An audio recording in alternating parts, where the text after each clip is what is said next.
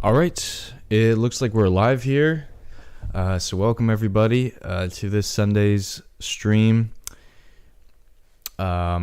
Today, I'm going to be picking up on this piece that I started in a stream a couple weeks ago.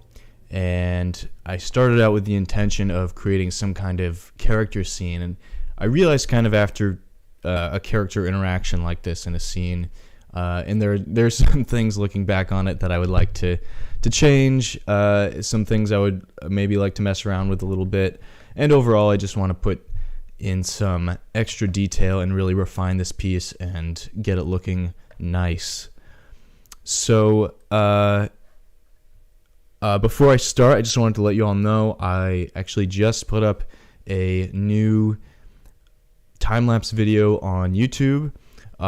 Just a quick 1 hour landscape study that I did this weekend, and you can kind of see a little bit of how I would go about doing a study like that, and it's sped up so you can kind of see it go by pretty quickly, which is kind of fun to watch. There's some nice relaxing music, and with this one I actually noticed I left the microphone on while I was recording it, so you can actually kind of hear little scritches of the pen, which I think is kind of nice. So check that out. I'll throw a link in this video after I'm done streaming, or you can just check it out on my YouTube channel. So what else? I think that's pretty much it. I did do a little Instagram poll recently about putting together some course materials.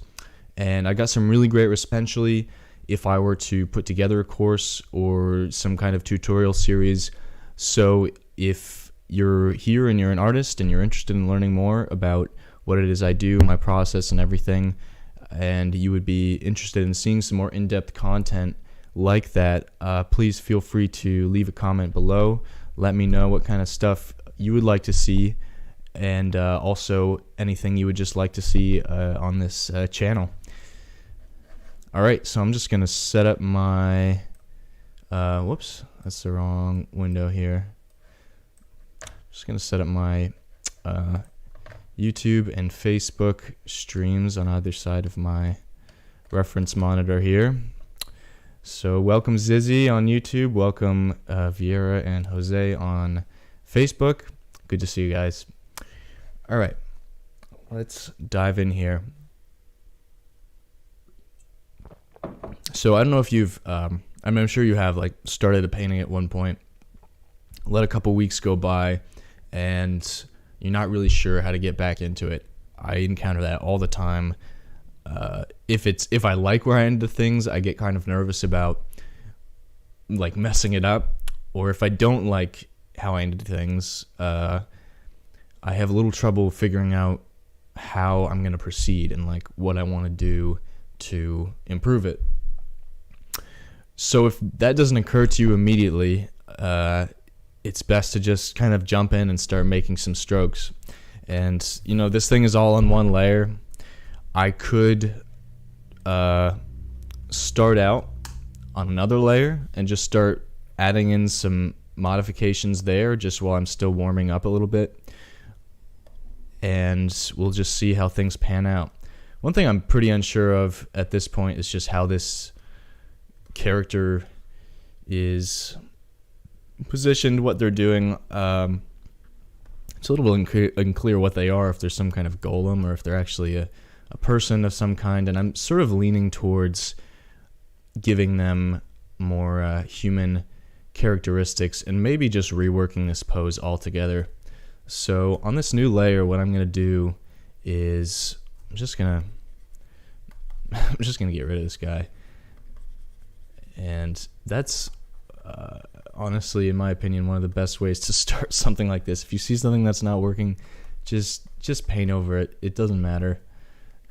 Nothing here is sacred. If you liked that dude, don't worry, he's still on a layer underneath.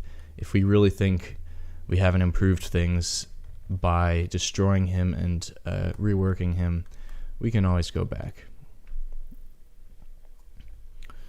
But I'm kind of thinking more of a crouched pose, something a little more a little more prepared, sort of prepared for action.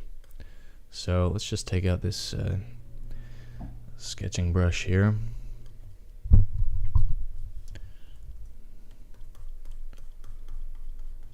Make it a little smaller. We can even just do a little bit of a drawing here. I want to have a nice dynamic curvature here. Some tension between the various body elements here.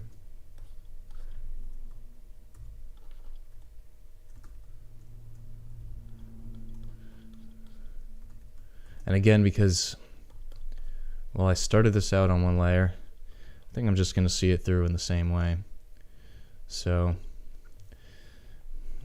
we want this guy to be looking down. Obviously, we want to have a nice interaction between these two. I think maybe we'll kind of have him leaning forward and holding onto this tree. I'll have the other hand sort of back here, maybe gripping a spear. Now, my first thought was to have a spear just kind of up and down like this, and that could work. It's not necessarily a bad decision, but I think it would kind of interrupt the flow of everything a bit. So I'm instead going to try just having him hold it to the side, kind of like this. He's still ready, but and now, like, already we have a completely different dynamic between these characters. Oh, hey Danny, nice to see you here, and Chris, welcome. So yeah, and this is a little bit of I think what I think it was Jose wanted to learn a bit more about, is, you know, how we're going to create this dynamic, how we're going to position the character in the frame to really make them effective. So one of the things I've done, first of all, is just the pose. The pose has a lot more movement than the last one did. The last one was very stiff. It didn't have any tension or indication of movement. He was just kind of hanging out there, and that's cool if he was just sort of an observer, but that's not really a captivating character or story you're telling. It's just some dude looking at another giant thing, and the giant thing is cool because it's so big, and it's probably, you know, I'm going to develop that a little bit more, but it's interesting in its own right. But we really, in this case, we want to have an interaction, and it doesn't always have to be another sentient thing that they're interacting with. It could be a building, it could be a intimidating drop. I mean, already another thing I've set up here is the perspective, and he's just leaning out over this cliff, and that's really creating this this potential for what's going to happen next. He could fall, he could just leap out and attack this thing, he could just wait for it to pass. I mean, there's a lot that could happen here, and we want to just create those kinds of possibilities just with these sort of subtle changes here. So he's holding on back here. Maybe he's holding on to a root or something. And I think he could be some kind of druid character or something, but let's just make a nice silhouette here.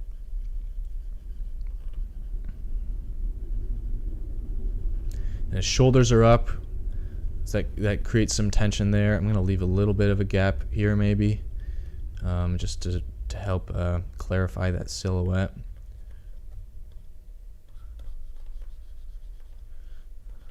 Legs going out like this, and we want it to just be tucked right back underneath, not kind of dangling out like they were before, because he's ready for action here.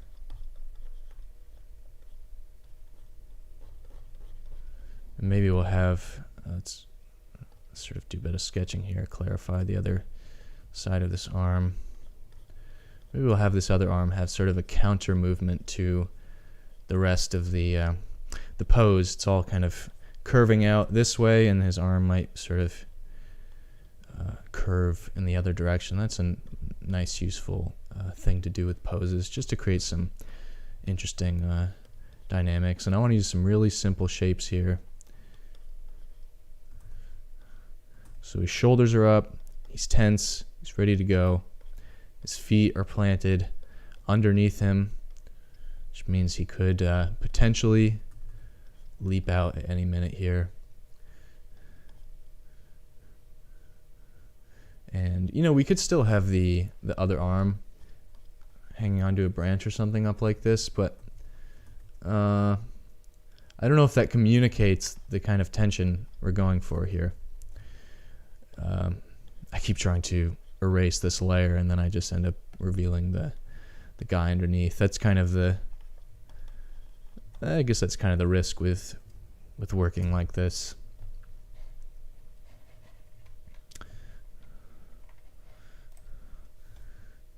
But already I think this piece has been improved by 30% already, just by making this decision, changing the character's pose. And let's see, let's actually move this spear down. See if we can just move it as it is without disrupting things. Yeah, and what I was saying about the spear earlier is, you know, I could have put it up. I could have even put it in the other arm and had it facing up. That would be a little bit less of an action pose.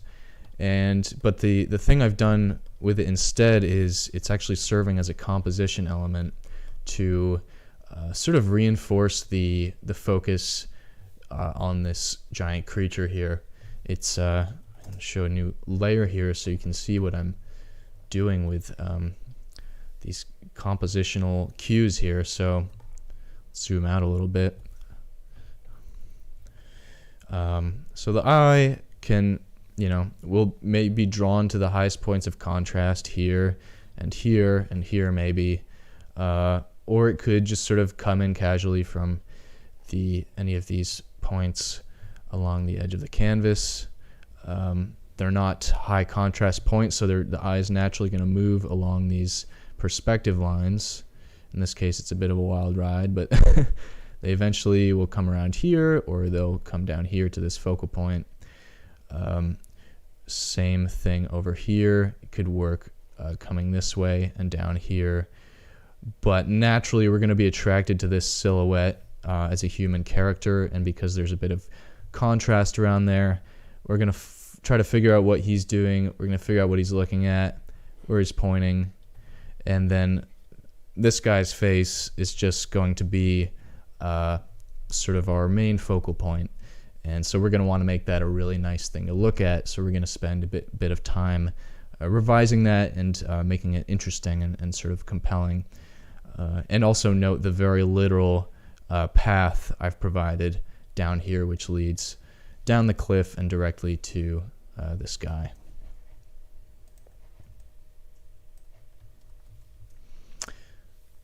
Or the Wendigo. I think someone called it a Wendigo, which I had to look up afterwards, but it's I think pretty accurate. So notice the difference here. I just think this works so much better, and now we kind of have to make the decision of what kind of thing do we want this to be? What kind of character? And as it is, you know, the silhouette itself just looks very primal. You wouldn't expect him to be in a tuxedo or even like some very heavy armor. It just wouldn't really make sense. So I think I'm just going to go in, do a little bit of drawing here, and maybe I don't have to create a new layer. Well, maybe I will just for the heck of it. We'll just go in here and see if there's some interesting shapes we can make. try to keep it pretty simple, but maybe it will be sort of an elf character, so give him those nice pointy ears. Unsure about the hair at this point. If you have any input that you would like to offer at this point as to where you want this character or this piece to go, please feel free to drop a comment and let me know, because I don't really know myself, but I'm just sort of proceeding forward anyway. Maybe he has kind of a squid head. Yeah, that's kind of what I'm trying to communicate here. Just agile, fast, well versed in traversing the forest. Very, very effective hunter. That's kind of what I'm trying to communicate with this guy here. So I'm just going to try to create a bit more clarity with my brush strokes as well. It's something that's easy to forget sometimes, but it's very important. Just keep it simple, not get too sketchy about it. Make the central back line. Maybe some of the. Maybe he's just kind of shirtless and has some very limited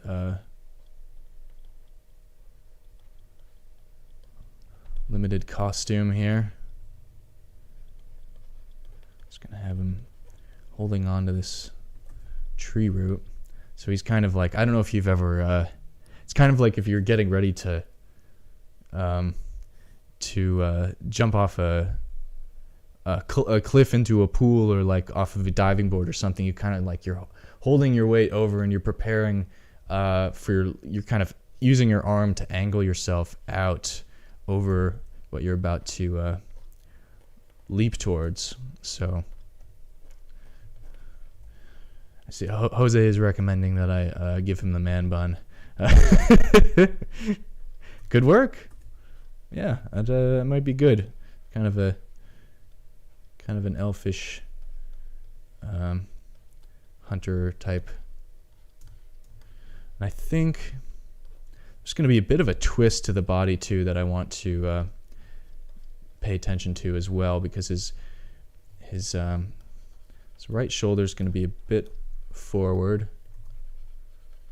I'm not going to worry about clothing at this point. Actually, I want to kind of map out his basic anatomy and make sure that's all working right.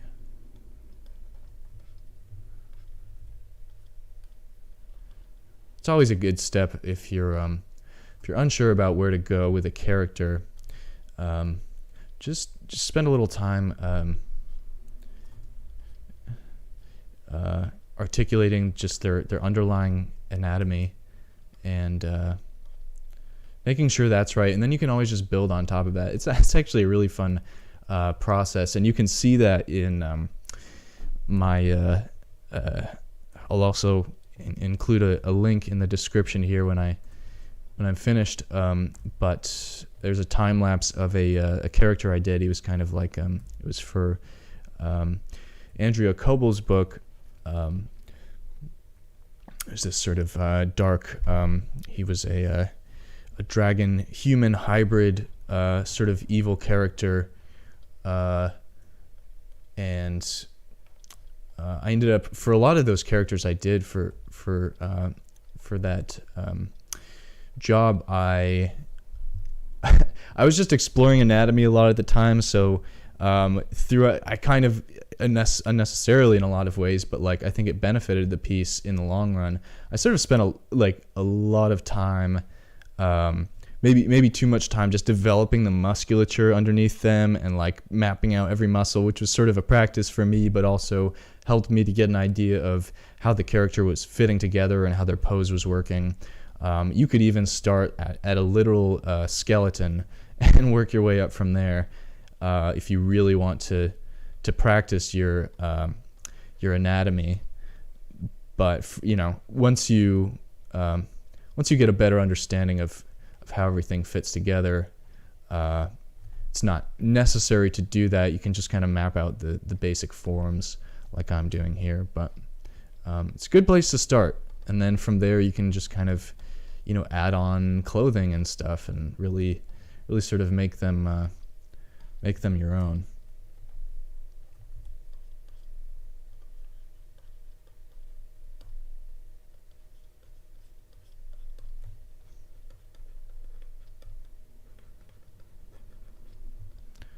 And I'm trying to use really simple lines. I don't know how effective it is at this point, but really I'm just gonna pick this color and color over it where I want to clarify the silhouette. This is such like an old school approach to painting digitally, but as I've said, I find it to be a bit simpler sometimes. And having a background in traditional painting, and actually some people have that was one thing that a lot of people said in their responses to the survey about what they would want to learn is like they know how to paint traditionally, but don't really know how to transition into digital. And if that's you, I mean, the short answer is you don't have to change that much. You have more options. That's basically it. But, my general technique is not that different from a traditional painting style. But there are a lot of little tricks and things that I use along the way that help to expedite the process. So that's about it. I mean, the only... working digitally just means that you're able to do the same thing a bit faster, a bit more efficiently, and that's why it's pretty useful for a competitive industry like concept art or illustration or making a fantasy, and basically any job. I mean, the more efficiently you can complete a commission, the more work you're gonna get, and the more you can get paid, really. And all about artists getting paid, as you might have guessed.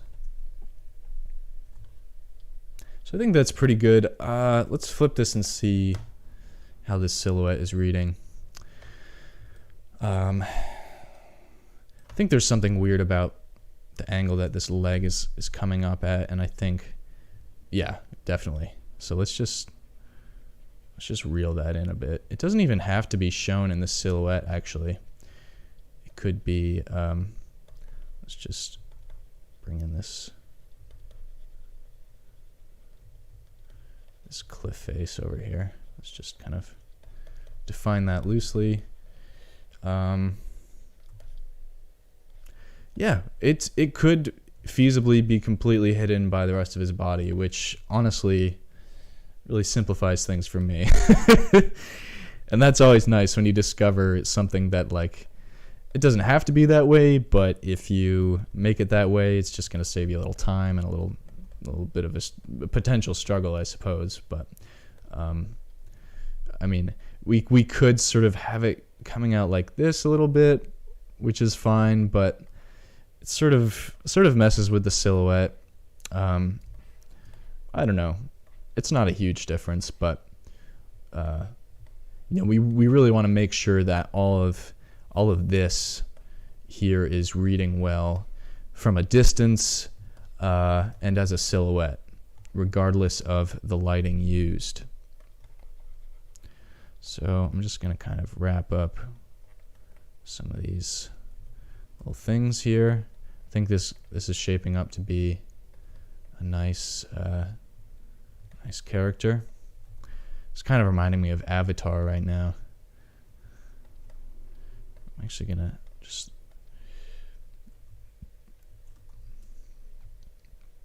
increase the slope of this shoulder a little bit just to show that his shoulder is raised He's kind of tense.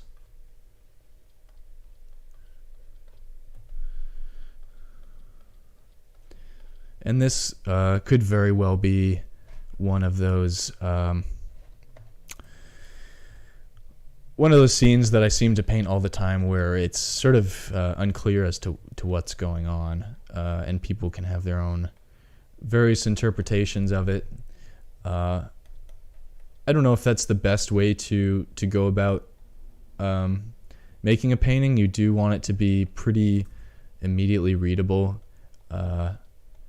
In some sense, it doesn't have to be the sort of final sense. Like, you can leave things open to interpretation, but you should have at least one interpretation just immediately recognizable to the viewer right off the bat. So I'm not sure what that would. I think in this case, I would say, if I were to just look at this quickly, I would think it's two beings sort of coming into one another's territory, and there's just tension, and you don't know what's going to happen next. That's kind of the story, the immediate story I think I would get from this, but it's not always going to be the same story that other people experience when they see your piece, which is why it's super important to get feedback from other people. They don't have to be artists. They can just be your friend, your partner, your grandma, whatever it is. Just have them look at it and be like, hey, what do you think of this? What do you think's going on? And that can be incredibly illuminating. All right, so I think that's a good pose we got here. There's something weird going on with that, and so I think before going too far into the detailing, I'm actually just let's just redo the spear. It's a little rough.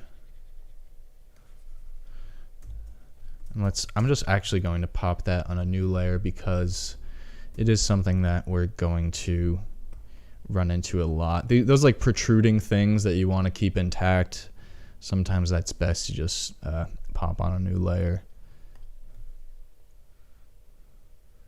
And one thing I have to do real quickly is, I always forget to do this with this brush, but this is my building brush. I want to turn the shape dynamics off, and then I'm just going to save this building brush. I think that's the third iteration, so I'll just leave that there. And then when I go back here, it'll show up at the bottom. I'm just going to bring that all the way to the top in my essentials region here. This is just brush housekeeping. By the way, if you want to learn more about brushes, brush creation, that kind of thing, brush settings, all this kind of stuff, it looks like a lot, and it is a lot, and truthfully, it's not quite as important as you might think, but it's useful to know what you're doing with your brush settings and how to create them, how to organize them, etc. So if you're interested in learning about that, or maybe doing a little mini tutorial on that, just let me know. I'd be happy to put something like that together. I'm also in the process of working on creating my own brush pack, and because I've had a few people requesting that, so if that's something you're interested in for as a download, let me know as well.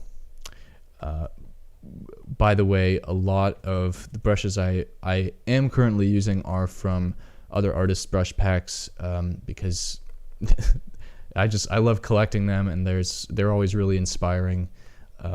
So I have the Marco Bucci pack. I've incorporated a lot of his into my main set here, and then I have the Greg Rutkowski brushes down here, which are super great for a traditional look.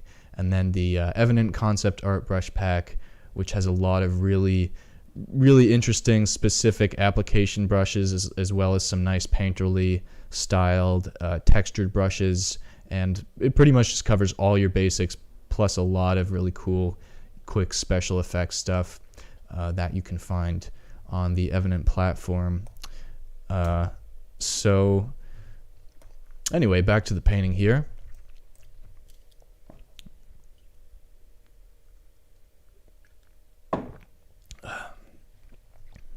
This is starting to feel a little Disney-esque. I think the way I've set this guy up feels very much like a...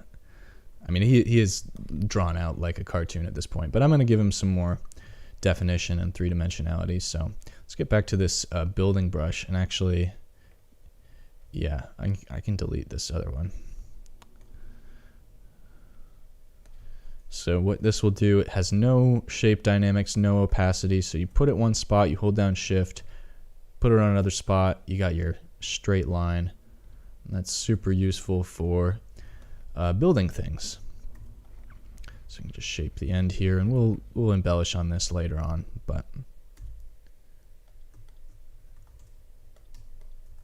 for now let's just leave it at that. And also just make sure that his hand is going over that, and we can see where the hand stops down here. Very simple hand mapping here. It's basically just two planes, which we can sort of build up later on. So now, actually, I'm just going to make a couple quick tweaks to this arm here. It's looking a little off. But the next thing I'm going to want to do is return to the main focal point there, and think about how I want to present that, because that's really going to be the most important part of this picture. Notice that as soon as I jump in, the things I'm spending the most time on are these two focal areas, and I want to get them just right before I start going anywhere else in the painting and creating a whole bunch of detail, or starting to paint a whole bunch of individual leaves, even though I probably wouldn't do that anyway, because I have a lot of brushes that will help me create that effect. I want to make sure these spots are just working really well before I move on to any of that, because none of this matters if this interaction is not working. So let's drop down to our bottom layer here, and there's a lot of confusing textures here, which I think is a bit much, but I'm gonna return to that later. In fact, I'm gonna create this. I'm gonna paint over this guy on a new layer, and I want to develop this character a bit more too. And I think I did spend a lot of time during the last stream, like tweaking the pose and sort of messing around with it and kind of flip-flopping, and so again, I think just to clarify and like really hone in what I want to do this creature, I'm just going to start doing a bit of sketching and really sort of reinforce and emphasize what I've already set up here, and maybe find a more loose and interesting way to go about it.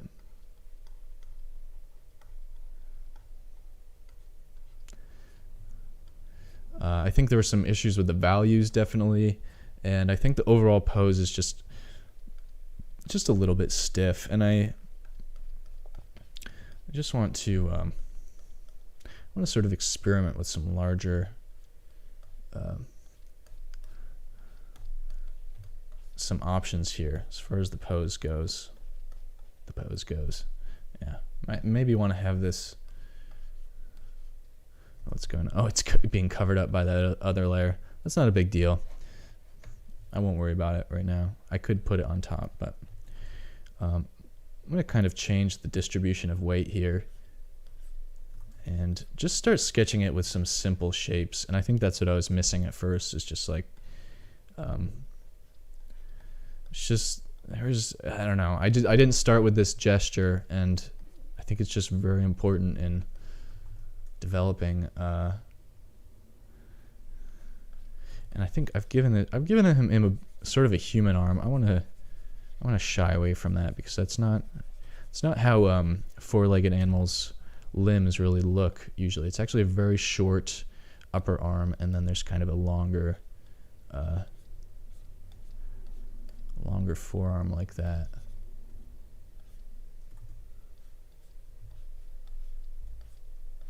And I don't draw creatures as much as I used to, and I really should. It's so much fun just to create them and to combine different existing animals and see how they're gonna work together.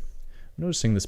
I think from our perspective, this limb is gonna be a little further behind. So let's see if we can just put it back over here.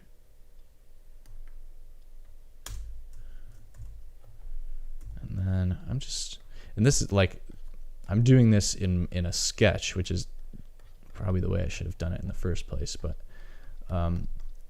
it's the process doesn't matter that much. Like if you want to start out with speed painting like I did, and then go in later to add in details like I'm doing now, it's not a bad workflow. The speed painting kind of helped establish the mood here, and so now I want to make sure these details are working well.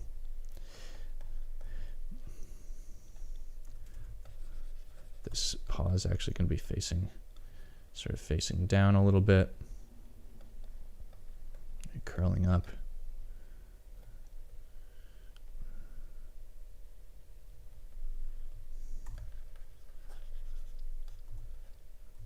Actually, this whole thing, I gotta keep the perspective in mind here. We are looking down from above. If it helps, just say that over and over to yourself. Block things out in 3D shapes too. Simple planes.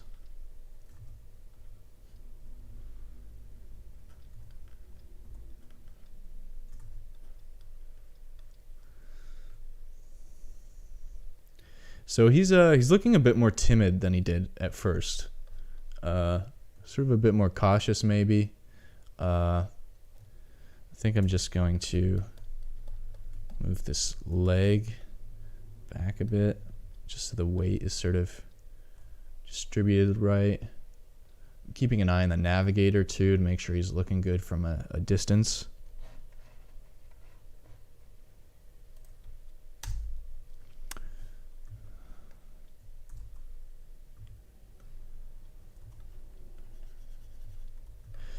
Yeah, contrast of anatomy. That's one you don't hear discussed often. There's so many different types of contrast. It can be kind of overwhelming sometimes.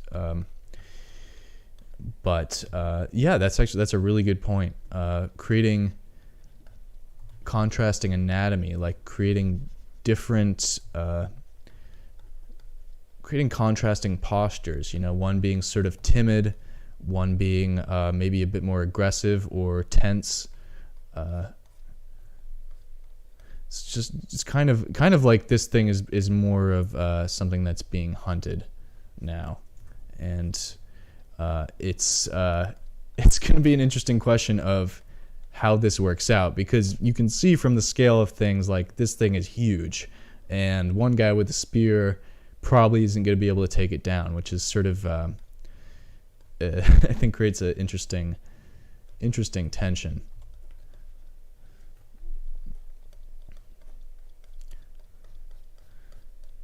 And we'll just have this. Oh, I love this.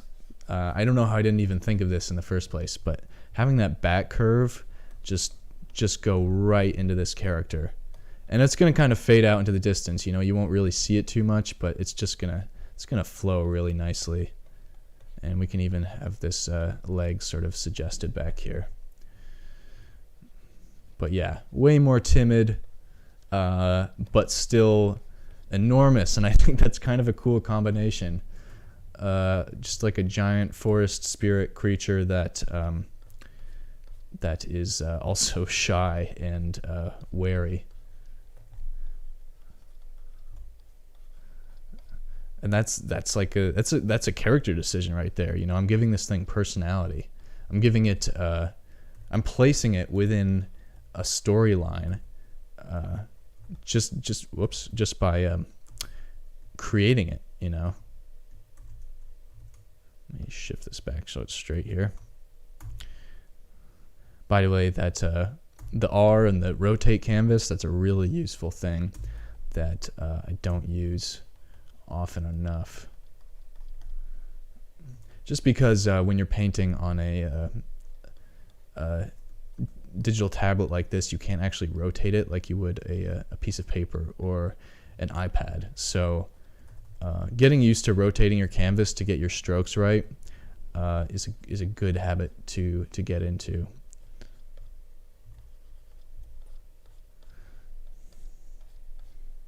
Awesome. So these are looking like, I like the planes that are being set up here. I think they're strong.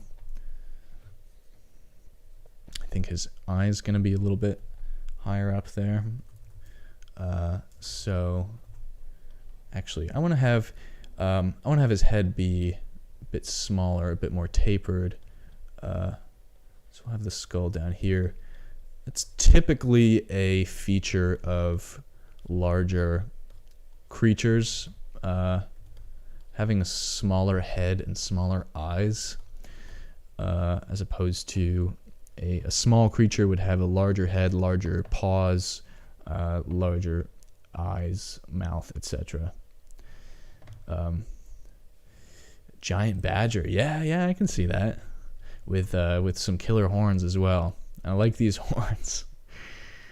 This is a really cool creature. I kind of want to just ride around on its back in the forest, just sort of, you know, like what's that game with the that giant feathered creature, and there's a child that just sort of hangs around on it, and I've never played it, but it just has these beautiful visuals, and it's kind of the vibe I'm getting here, except instead of this guy riding around on its back, he's potentially trying to kill it, or, you know, maybe just ready. Maybe he just doesn't know what to think of this thing, and he might be ready for it to attack. Maybe he's on the defensive, you know, like maybe his tribe, his village is nearby, and he's kind of been sent out here to check this thing out. He wants to assess it, make sure it's not a threat to the community. And I feel like it could be the opening scene to a great, like, Miyazaki film or something, you know, just encounters this forest spirit and then has to figure out what to do with this sort of giant bestial god. It's pretty cool. I love just thinking about this kind of stuff as I move through. I'm starting to develop some of the muscles here. For a creature this size, it's going to need some big bones, some big muscles. I'm kind of giving it the structure of like a smaller rodent, maybe. I think this actually, the shoulder muscle is a bit overdeveloped, because he's not going to be using the shoulder muscle much, and that's kind of the thing with quadrupeds. They don't really need that muscle quite as much as humans do.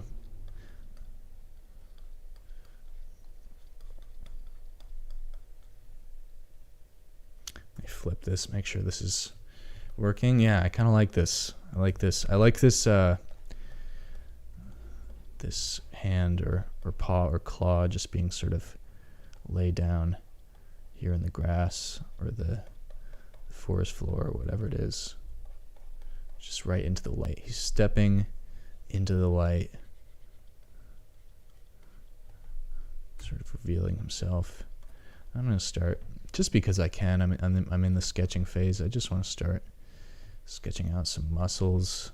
Really think about how his anatomy is gonna work together. Not very big biceps, but we'll have some nicely developed triceps here, and those are the only muscle names that I know. So that's the end of that anatomy lesson. But I really ought to learn more about that. If you want to learn more about anatomy, I would check out Proko on YouTube. I feel like a lot of people already know about him, but if you don't, he's the anatomy master, and he's not the only one by any means, but it's a great place to start. I've learned quite a bit from him. I think Aaron Blaze has a anatomy course as well, which I actually bought a while ago. I've been meaning to dig into that. I have a few of his courses lined up on my schedule, and Marco Bucci has a lot of great anatomy stuff, especially about the planes of the head and that kind of thing. So there's just so many great resources out there, and you really owe it to yourself to check them out. Whoop. Oh, and by the way, if you do the thing, you can just hold down Shift and realign it to any 90-degree orientation.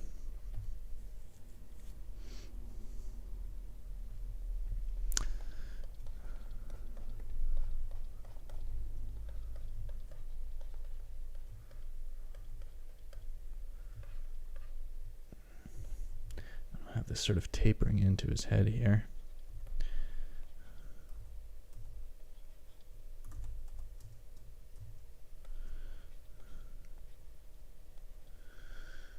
All right. Nice.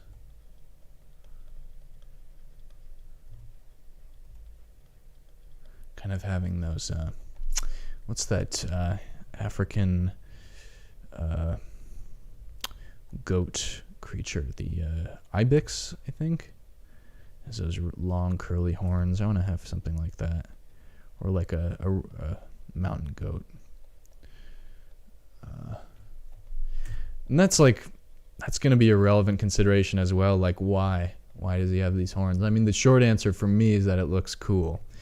But for the character, it could mean they frequently engage in tussles with others of its kind, or maybe they're just there as ornamental, kind of just to show its status as the forest guardian. Or to me, it doesn't seem like much of a demon or anything like that. It sort of seems like sort of a gentle forest creature. But that's not to say it couldn't do any damage.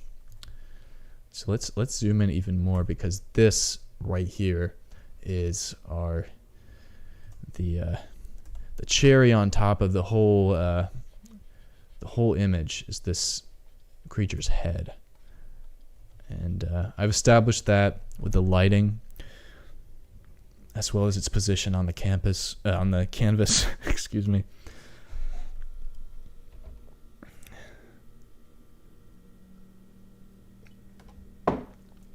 Oh yeah, feel free to self-promote on the comments there.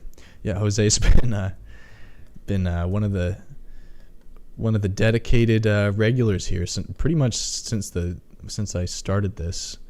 That must have been, God, I'm on stream 14, and some of them were doubles, so that's one a week for several months at the very least.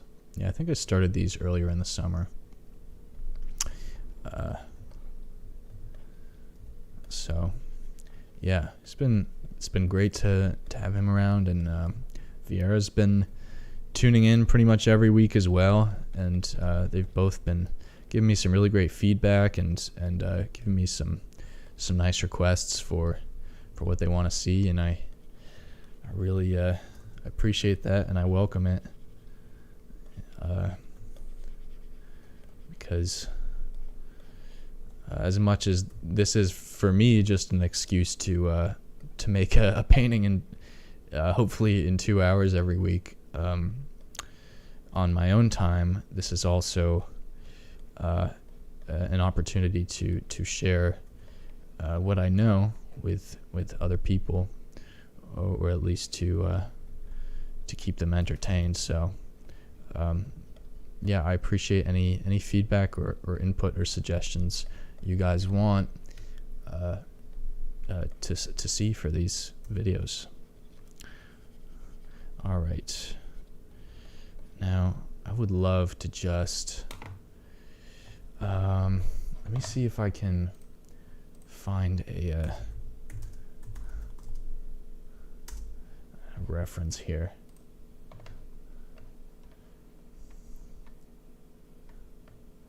And this is kind of the angle it took towards the beginning, and I want to kind of get back to that a little bit, because I think it's a little all right, here we go. Here's something.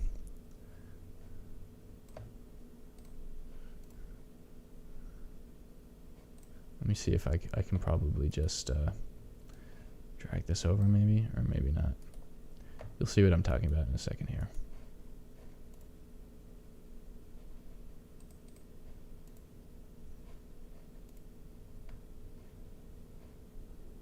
Come on, buddy.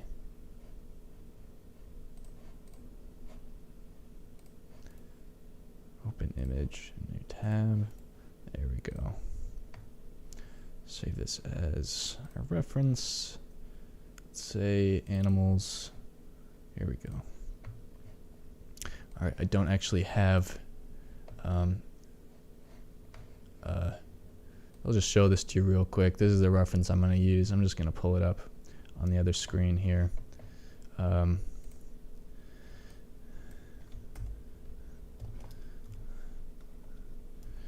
want to give this thing some. I'm actually going to change the orientation here, like that. You can't see, but this is how it looks now. And I'm just gonna sort of use that as a jumping off point for this head. That's a deer skull, by the way, and that was sort of what I was going for when I started this, and I think that's what sort of inspired the Wendigo comment. And I think that'll be interesting, especially because if this is some kind of, god or forest guardian or anything like that, it's going to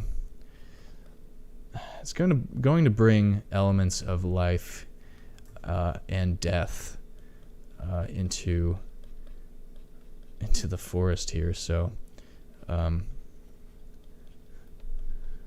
just going to sort of capitalize on that a little bit, and I think it'd be interesting to show I think I mentioned this last time, but there's that movie Annihilation, I think with Natalie Portman, and they find this big dome out in the forest, and it starts messing with the wildlife there. It's a very, very creepy, kind of dark sci-fi movie. I enjoyed it. It was a little creepy. Kind of left you with a weird feeling at the end there, but very interesting. But yeah, there's this one part. Spoiler alert, by the way. This one part where they run into this bear, and because this alien force field is messing with all the wildlife there, the bear actually has no its face is just a skull, and it's the creepiest thing, man. And at one point it corners them in this house, and kind of ends up like biting the face off of this woman, and I'm not like crazy about the gore, so that kind of threw me off. Or you like, but it was pretty gross, but interesting concept and very creepy for sure. So I'm not going for creepy necessarily here. I'm probably gonna give it some eyes and some life-like features here, but at the very least it'll be useful to start out here just to like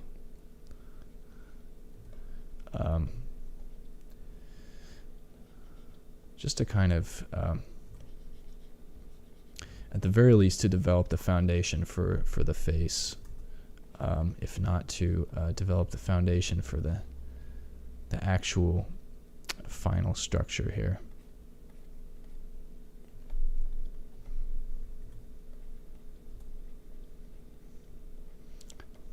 It's always good to know your skeletal anatomy as well.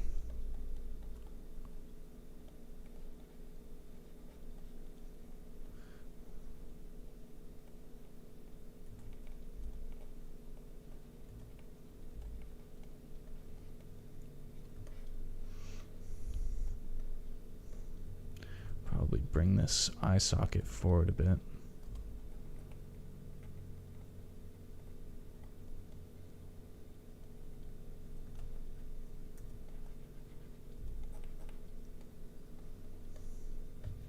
I want to make sure all these 3D planes are working well and lined up here as well.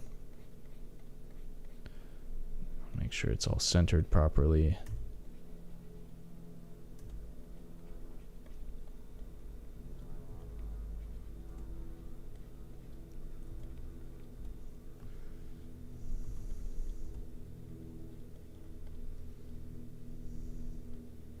We have this lower jawbone here.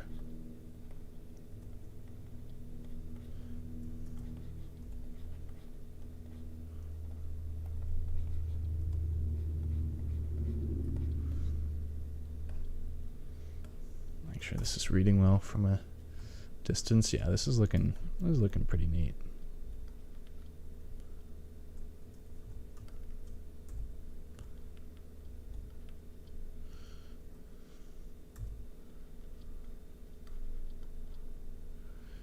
We have this cheekbone kind of sticking out a little bit here. We have all the teeth, and there's this big cavity at the front. I didn't know. That's pretty interesting, actually. I didn't know that. Like the front of a deer skull doesn't even really have. There are only teeth on the bottom. That's crazy. I mean, there are like two kind of, or I'll show you here. This is just interesting anatomically. There are like these two prongs here. Unless like the skull has been damaged in any way, I'm not sure. But and then there are teeth on the bottom, so I guess it's good for gripping things and pulling out grass and that kind of stuff, trees, tree leaves and all that. So that's kind of interesting.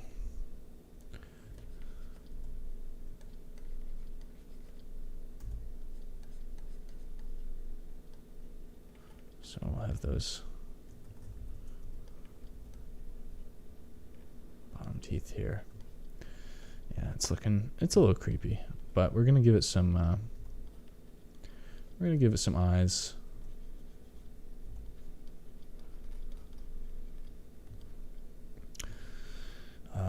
It's looking a little bit confusing with all these colors everywhere because I haven't really painted in anything underneath yet. So I'm just gonna sort of start painting over that a little bit. Create some solid color here.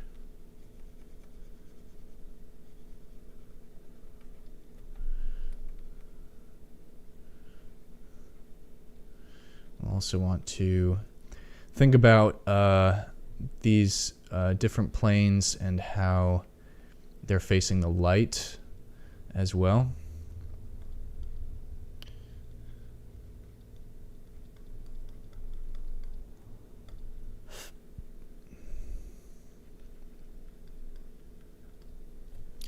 flip this reference photo here.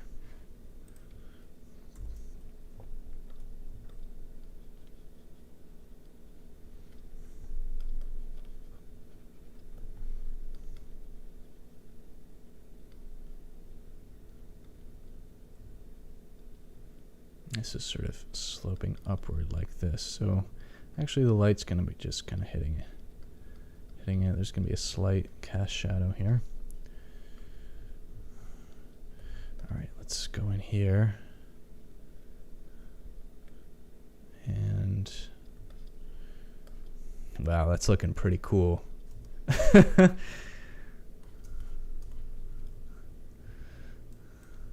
Let's actually just take that same color, put it on these horns too, just as sort of a base.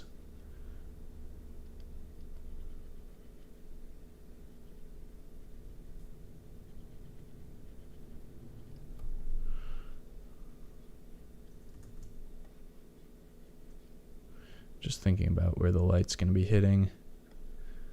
There's not too many spots on this one, but close enough. This is actually could be potentially casting a bit of a shadow here, so I'll think about that as well.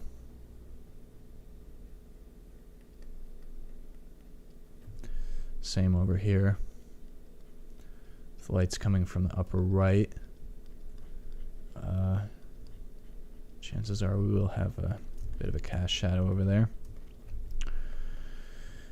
And then also in here in the socket, now let's just give him a nice little eyeball or something. Something to humanize him a little bit.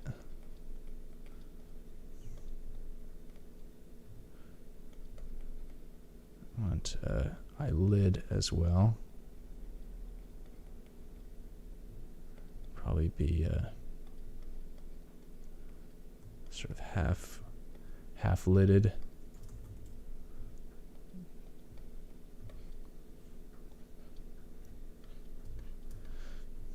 I kind of want to move this, even though this is what a deer, where a deer eye would be positioned. I don't want this to be exactly a deer. I think I'm gonna move this, if I can, just forward a little bit.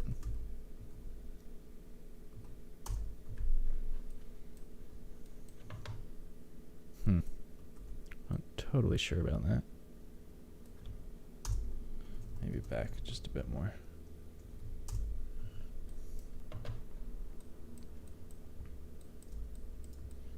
Okay.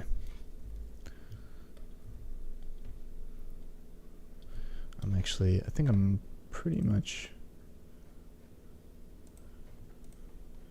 just make sure I'm keeping up with these comments here. Oh, there's all kinds of stuff going on here. Oh, hey Daria, nice to see you here.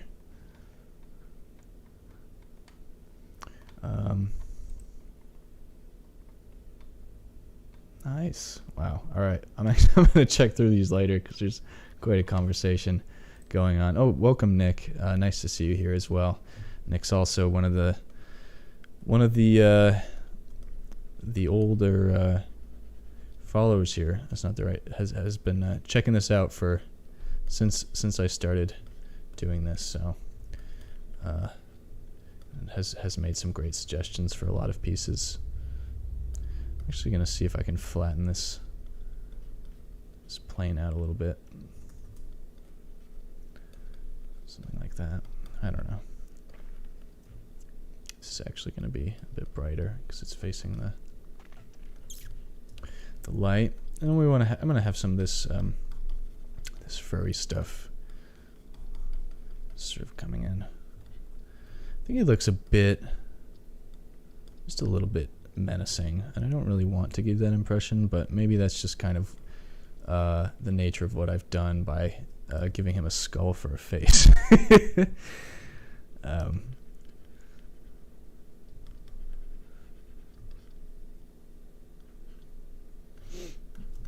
But we'll see what we can do about that. I mean, maybe he can just be sort of a complex character, you know? Maybe he's just sort of indifferent to the goings on of the mortal world. I like the idea of him being some kind of god, something like that, you know.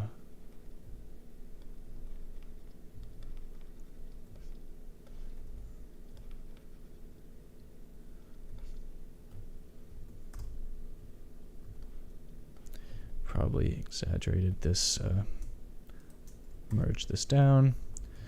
Probably exaggerated this brow a little bit too much. I love this. This is very, very sleek. Very sleek skull design here.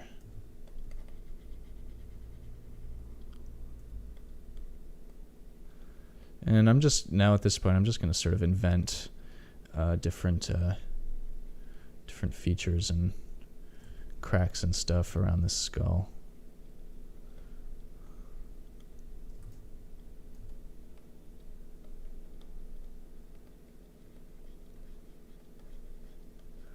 I'm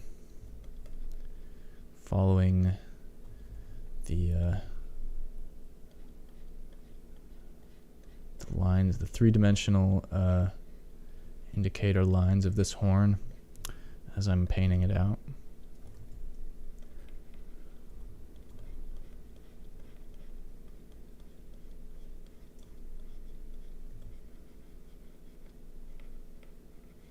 Nice. I've been working on this for, what is it? It's already an hour and 12 minutes in, but I think I've made a lot of good progress here.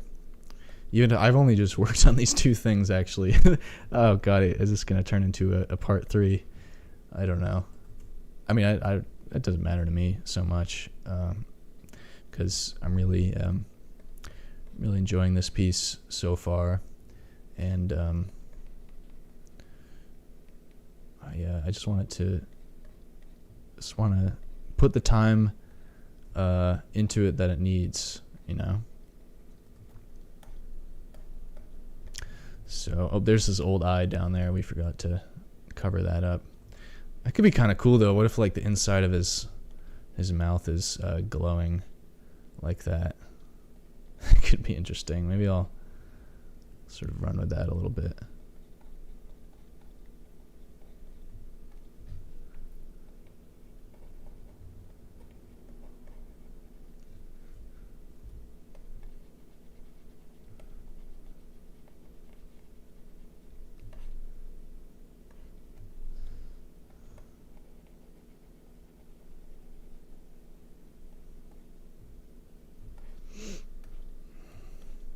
Oops, this has been tilted the whole time. I guess it doesn't really matter.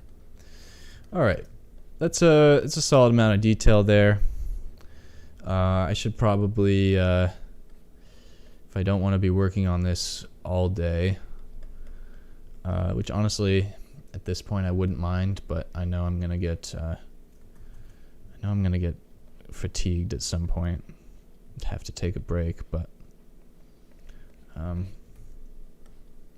yeah, this is looking pretty cool.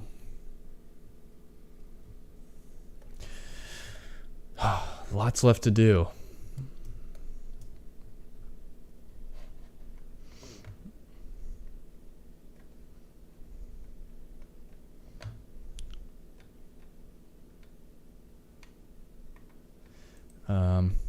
Talking about prints here. Let me just make sure I'm getting a way for international payment. Yeah, there should definitely be a way for international payment. I have my prints on ArtStation right now, and they take care of all that on their end.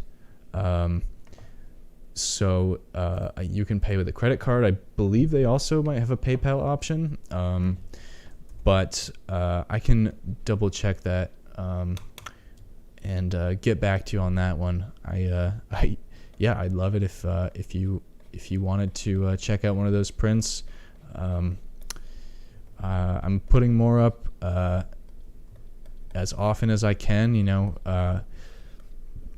I think this piece, once it's finished, would end up being a great one. So if you want to see this as a print, if you want to have this hanging on your wall and tell people that you saw this piece being created live in front of your eyes and brag about that, that's totally fine by me. I think that would be pretty cool.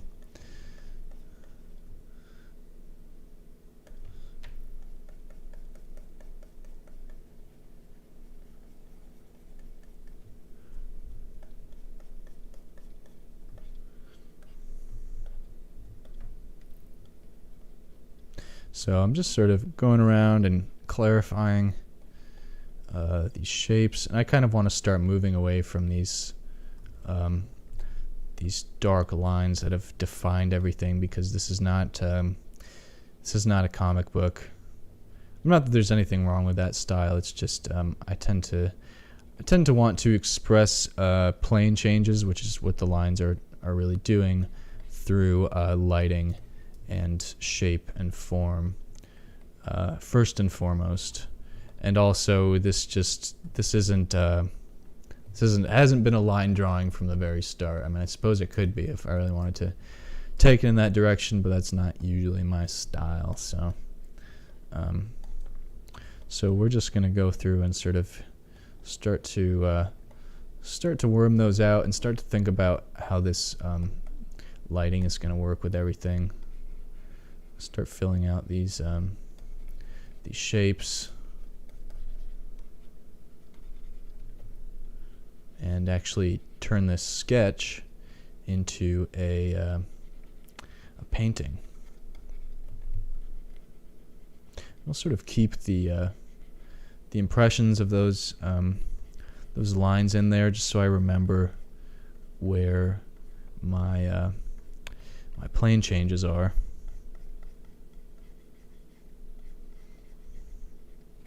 But otherwise, I'm going to want to start phasing them out and start representing my forms with value and color.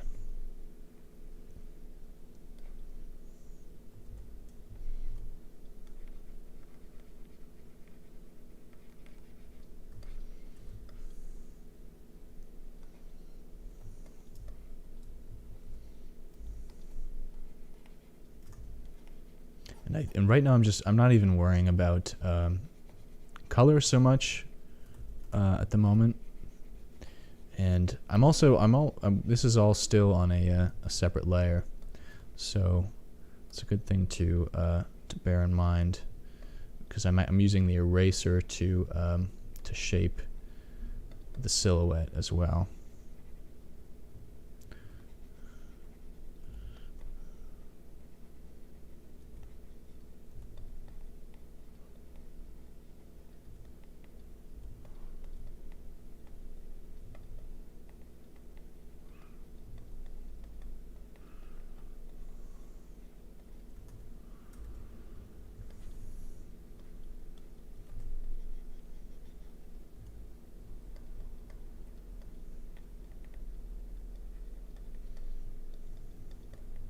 This is not the most important detail, but I want to make it look good. This hand here, or paw, whatever it is, and I like the idea of it having opposable thumbs as well. So I'm just gonna throw that in there, almost like it could be a climber as well. We don't really know what ecological niche it's occupying, but.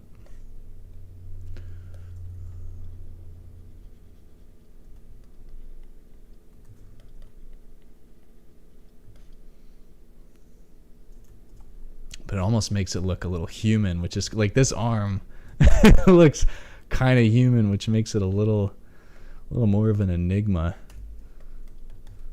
I'm gonna blow this up a little bit,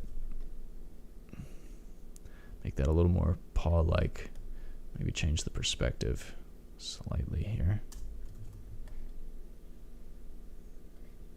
Don't worry about that line there. We'll just clean that up. Not a big deal.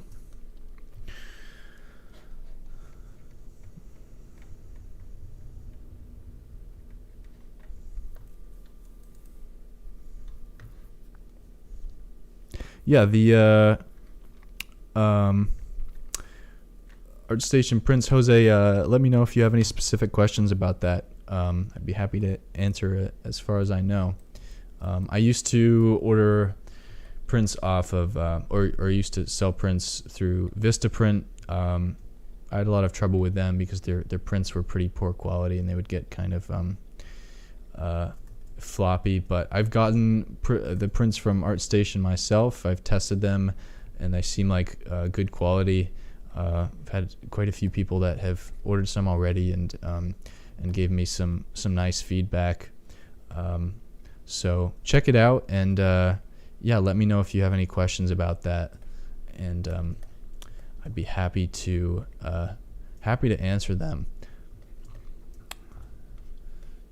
as to the best of my ability, really. Some of it is a little out of my control, just because of because it is hosted by another platform, but it's been working well so far. I'm always grateful for any feedback anyone has, though. If it doesn't seem like a good option or anything like that, I think at some point I definitely would like to be able to set up a printing service through my website.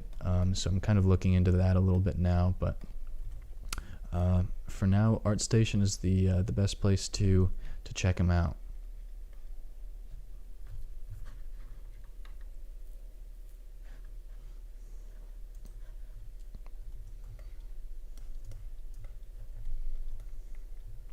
Alright, this whole shape is just getting a little complex. So let me just go around here. See if I can pull this off. Something like that. Let's just kind of give it one sort of darkish value here.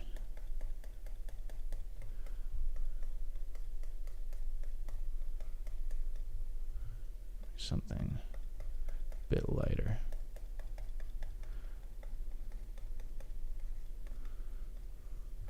And then up here, let's give it some nice warm things.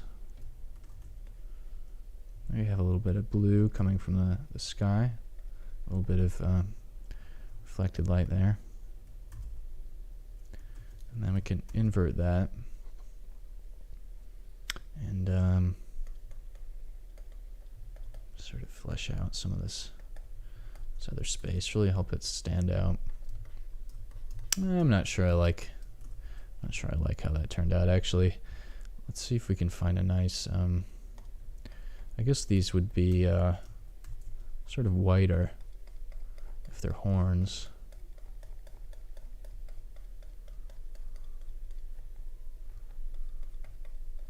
And then with some blue from the sky, maybe some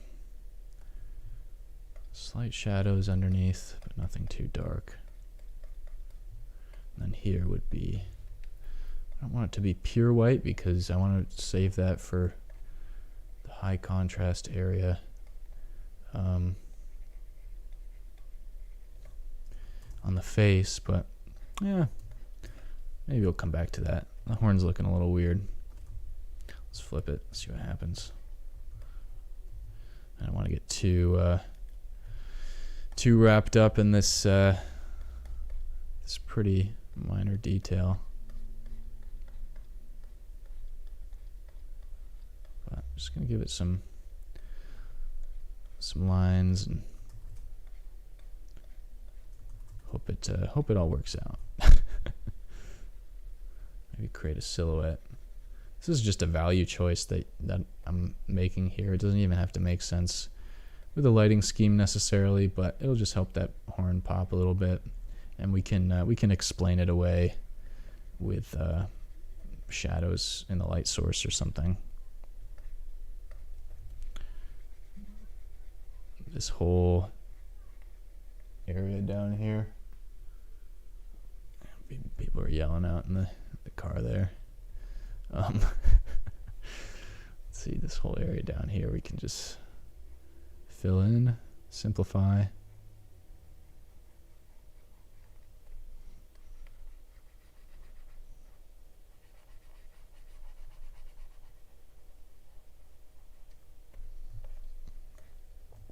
So I'm sort of just creating a value map here.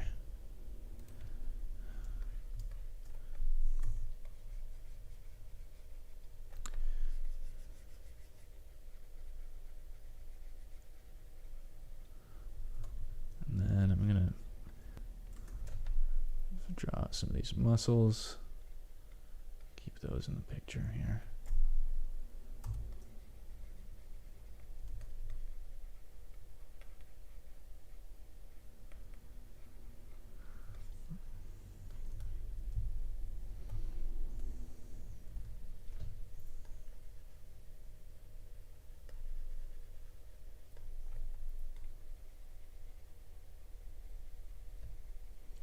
There's going to be some darker shadows down here where the form isn't. I also want to bear in mind this whole creature is going to be distant, so we're not going to see the same darkness of shadows as we do in the foreground. What I'll probably end up doing is once I'm finished with this, I'll probably take those the shadows and pull them up like that, and that's just gonna it's just gonna kind of help sell the distance a little bit. But for now, this is just sort of helping me to see clearly the different values and things I'm putting down here.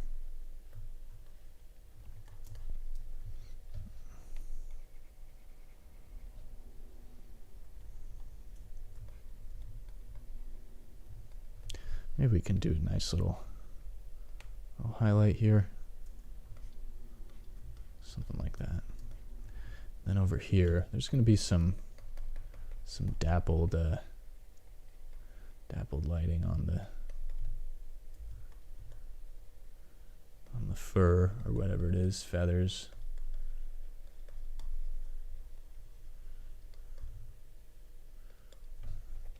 And we can create some nice texture around there in a minute once we get these values right.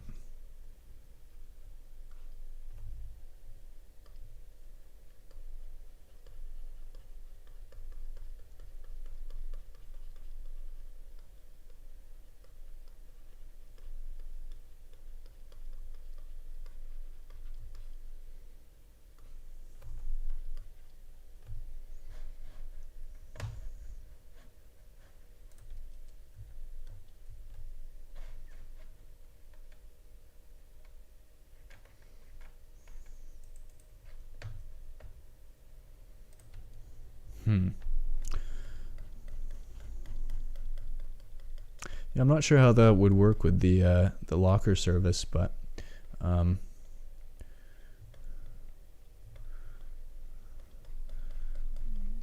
you know, as far as I know, you can just, I mean, I've done it before myself. You can just order it like you would anything else on Amazon or anything like that, and they'll ship it right to your door or wherever you could ship it to your local post office or something. I'm sure if you're concerned about people snatching it or anything like that. I remember that was kind of an issue when I lived in Providence, and you had to be kind of, if you left your package outside and you didn't pick it up right away, people would just snatch it right up. So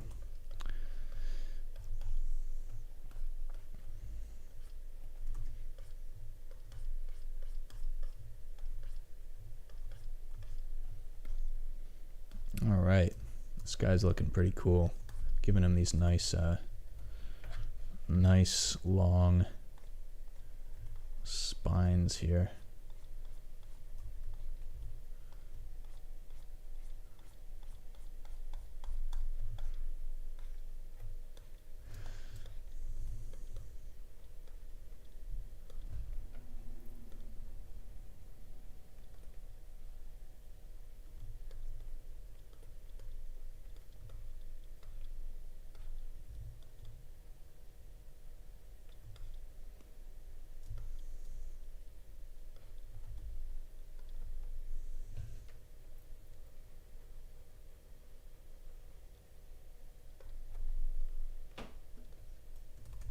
I think this shadow would kind of go right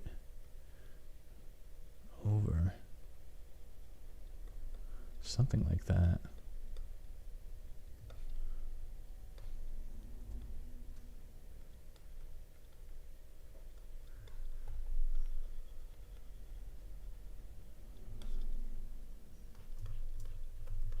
Doesn't have to be exact, but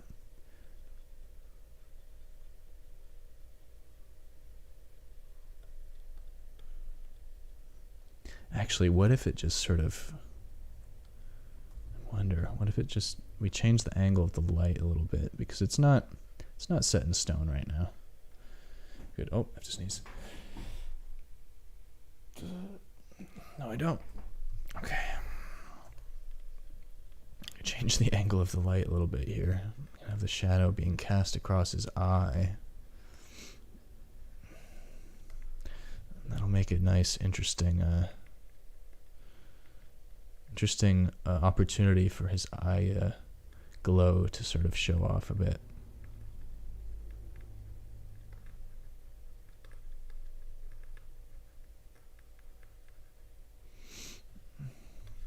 That's kind of cool. I really like that. Let's grab that highlight. We can put it along here.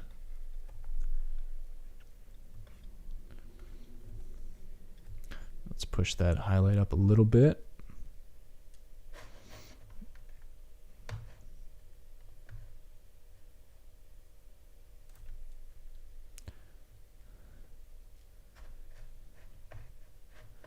Spider lizard. Awesome. That can be what it is then. Sounds like he knows his stuff.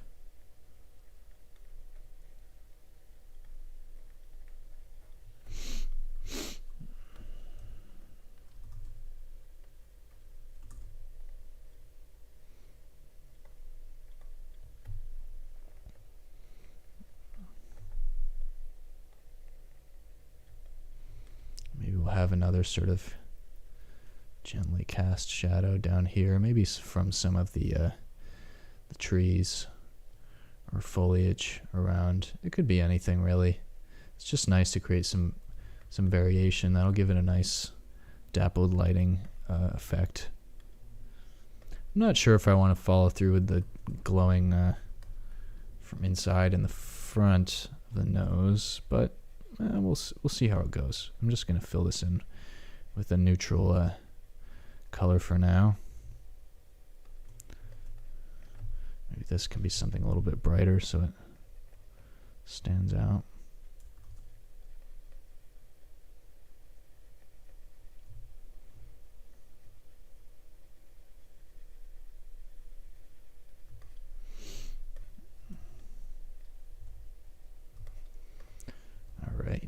Nice. Looking good.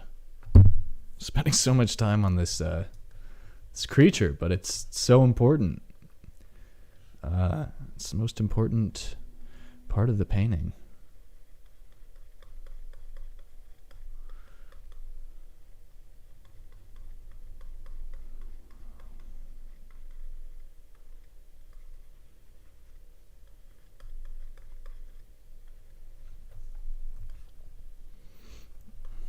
Especially this head here.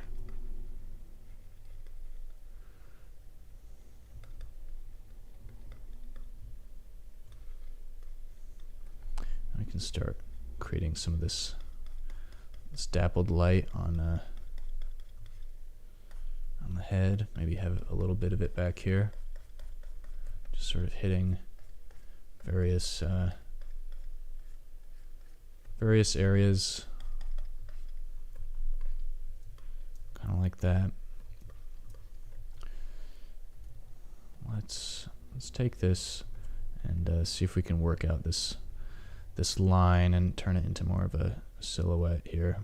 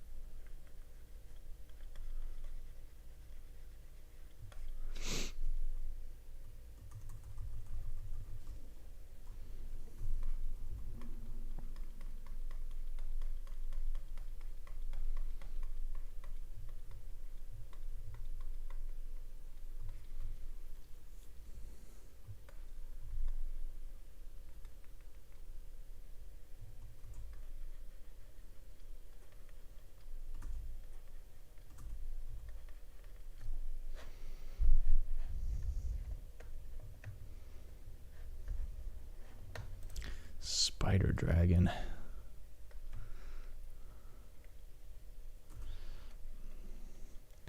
Yeah, man, I'm just getting in the zone here, so if you have if you have any questions or anything, just let me know. I'm keeping an eye on the comments there, but otherwise I'm just gonna stay in the zone and keep working on this dude. Sort of I'm not being too careful about my time here. This is what just generally happens in the zone, because I know I'm making good stuff, so I'm not too worried about it, even though my butt hurts a little bit, but you'll get that.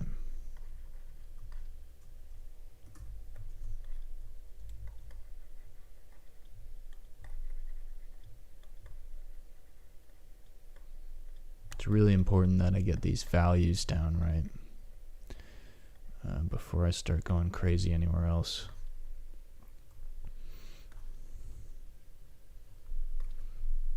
Actually, I should change this. See, that's one important thing. I need it. It's not going to be a super bright highlight here. Maybe something a bit duller like this. It will be warm, but it won't be very direct.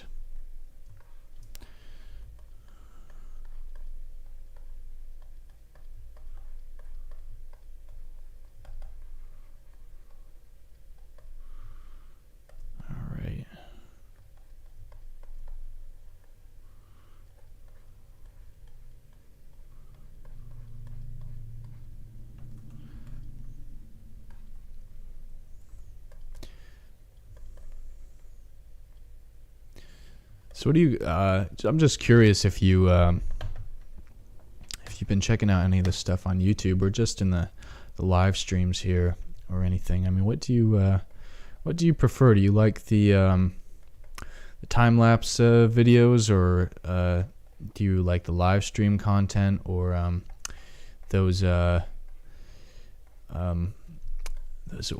did a couple speed painting walkthroughs recently. I think one of them got a lot of really nice feedback and attention there. I guess those are kind of the main three formats I have. I mean, what do you prefer, or do you like having a nice balance of all of those? I'd be interested in knowing what you guys think in terms of the content you like to see.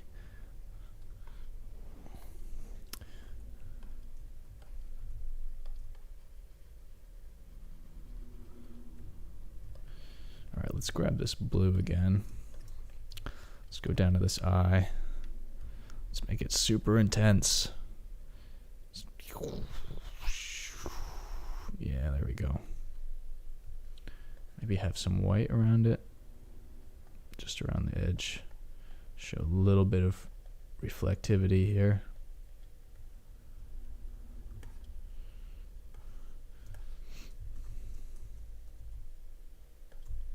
Maybe not.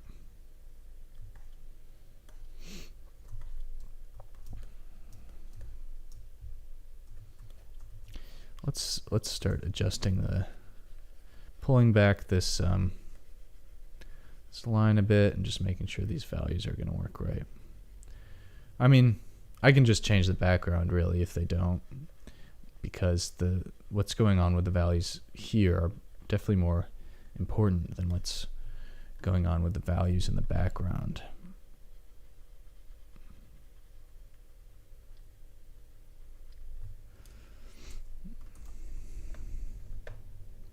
Yeah. All right. That's a good answer, Jose. Yeah, I kind of feel the same way. I mean, it also depends upon how I've gotten the footage, and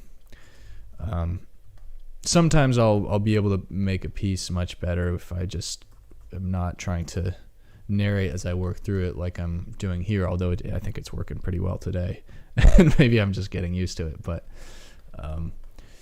so that's kind of the angle with the walkthroughs, is I can paint the piece out and then go back afterwards and sort of talk a bit more about what I'm doing, or what I was thinking during the process. That it's a bit harder to articulate that while I'm working in a live stream, just because it's hard to split my focus like that sometimes. But I do love doing this. And I think they all have their time and place.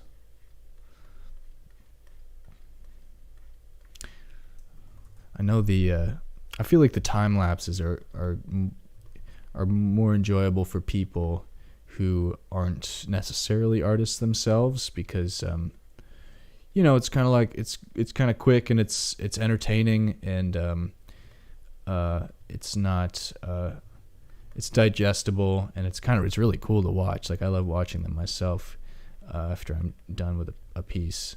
But I think for people that are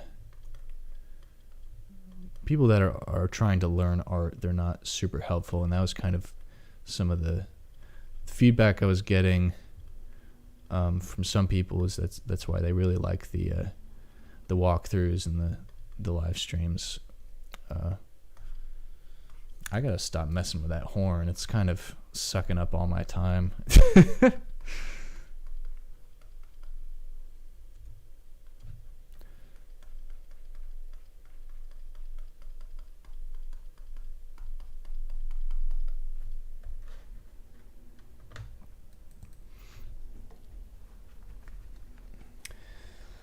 Crocheting. That's kind of nice.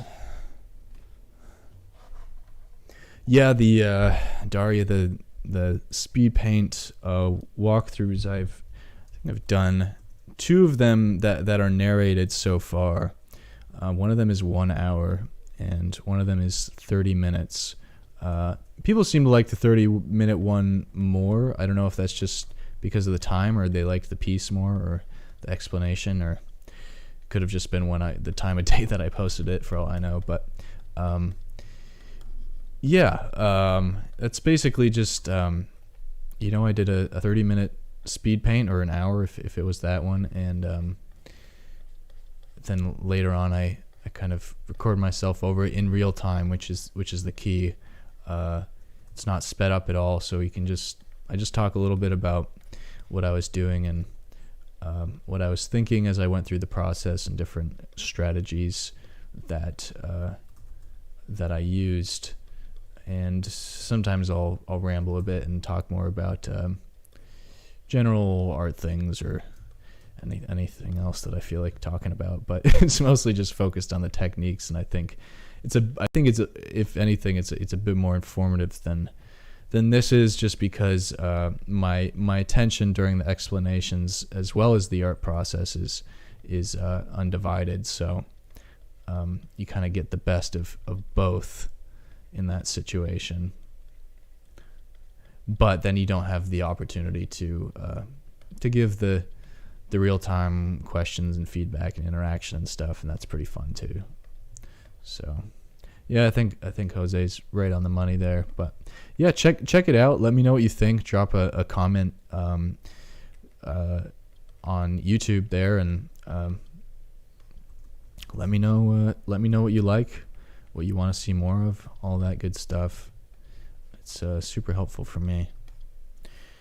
All right, this guy's head is, I think I've spent too much time here. In 15 minutes, I've been working on this for 2 hours. It's just not bad, you know. I think I've made, like I said, a lot of progress. But I do have a tendency to get kind of wrapped up in those small details and adjusting them, and it's not always going to be super helpful.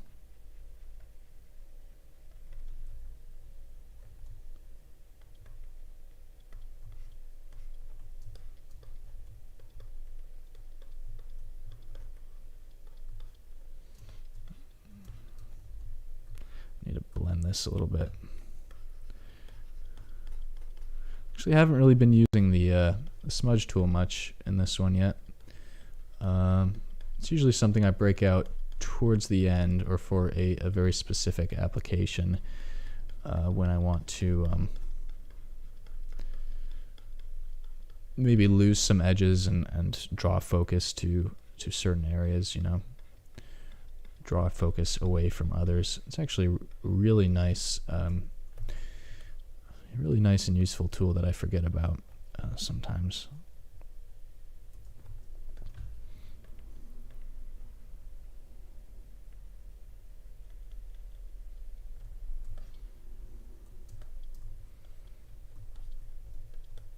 Notice there's really not much color in this piece yet. I'm going to get into that. This is one of the few cases I think that I encounter where I really want to add in color after the fact, because getting these values right is going to be, as I said, super important for this piece, and getting the sketch all right and getting all these anatomical features mapped out. It's just I feel is going to be very important here. So. But now I think it's time to move on from this section, and gosh, I'm feeling pretty inspired with this piece, to be honest, and in a way that I don't I feel like I haven't had with a lot of the live streams. And if you've been watching, you've definitely seen the complete opposite of that, where I'm really just dragging my feet through it. And I don't know, I might not say anything, but that just happens. I mean, it's gonna happen no matter what if you're making art. But it's just funny because when you're streaming live, it's just out there for everyone to see, and you don't want to like admit that you're just struggling the whole time, but at the same time you have to kind of recognize, as I would with any painting, that like at a certain point you have to either take a break or call it quits or move on to another piece, you know. So, and my intent here is not to give the impression that I'm like the best at what I do, and that every time I go into a painting it's just flawless. I mean, my goal here is to just create a realistic real-time representation of what happens during my process, and sharing that with you guys. So flaws and all.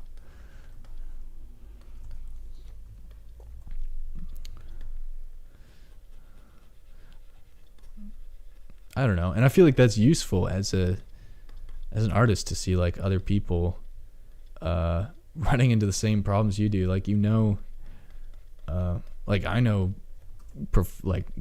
really professional artists still encounter these problems, but I feel like you don't really see it very often.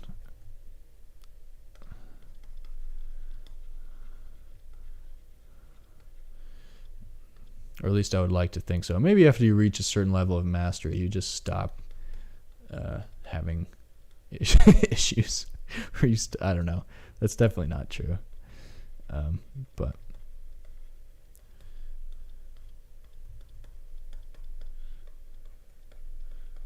yeah. Anyway, my point being, I'm feeling pretty good about this one, and I could easily put, I could easily put like another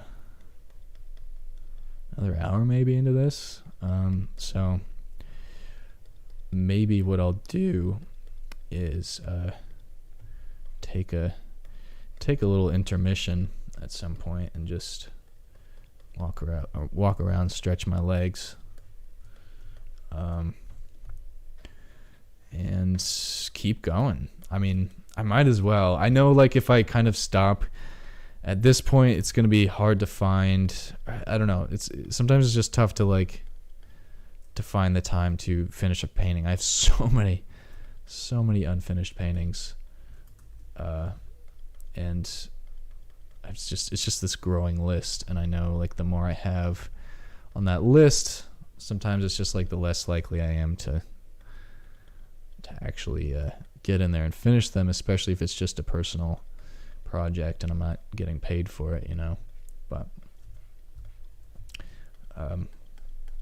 it's super important to do personal projects and stuff like this, and it's fun. I don't know, the commissioned work isn't always gonna be exactly what you want to do, although I feel like in my experience a lot of the stuff that I feel like I've rarely yet had a commission that I wasn't like, that I was super displeased with. I feel like I've Danny and Balance of Seven to thank for a lot of that. They've given me a lot of great work, and I love doing those. Their book covers, and a lot of those authors have hired me to do character work as well. So I love all that stuff.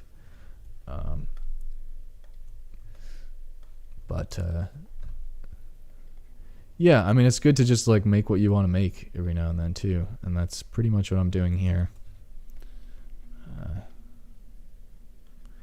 So what I'm doing sort of subtly here is creating some dappled lighting, and it's not the whole creature is not consistently lit. So, and I'm pushing these blues a bit too, because that's going to be something I have to do anyway. It's the creature is being seen from a distance, and there are just going to be a lot more blues represented because of that. I can even ramp up that intensity even more.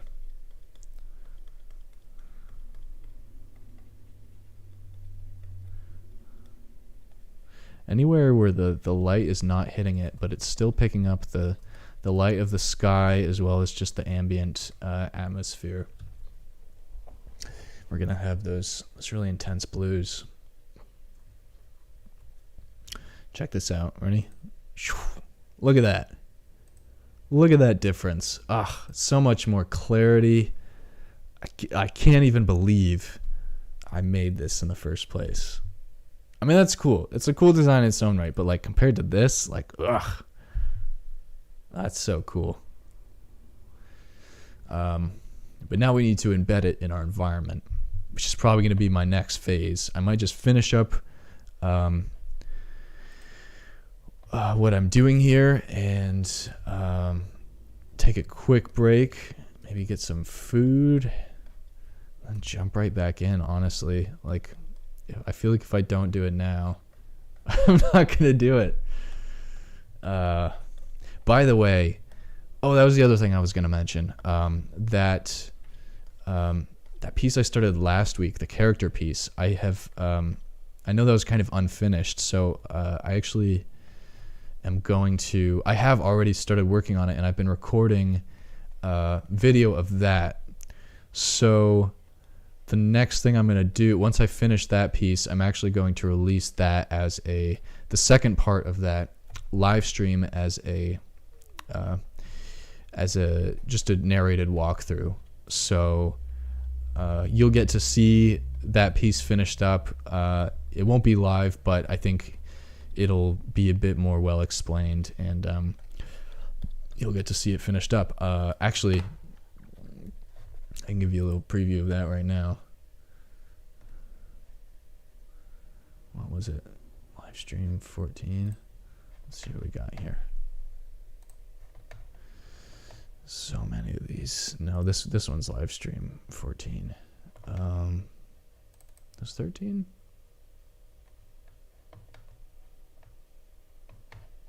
Get a little sneak. No, this was the photo bashing one. Maybe it was 14. What am I on? 15 now? What did I call this one? 14? Yeah, I called these both 14. I'm losing track. Doesn't matter so much. Anyway, this is what I've done with it so far. I feel like I've given a lot more clarity to the lighting. I spent some time on the face. It's not totally refined yet, but I think we're chugging along towards something that's working a bit better than where we left it off. I think maybe, yeah, that's what it looked like, or something like that. Maybe it wasn't quite that rough. Maybe it was though. I don't know, but you can see the difference here. That's just what I've been doing on my own time, and I think it's improved quite a bit. All right, let's go back to. I liked this one too. This was a lot of fun. I want to do more photo bashing stuff. All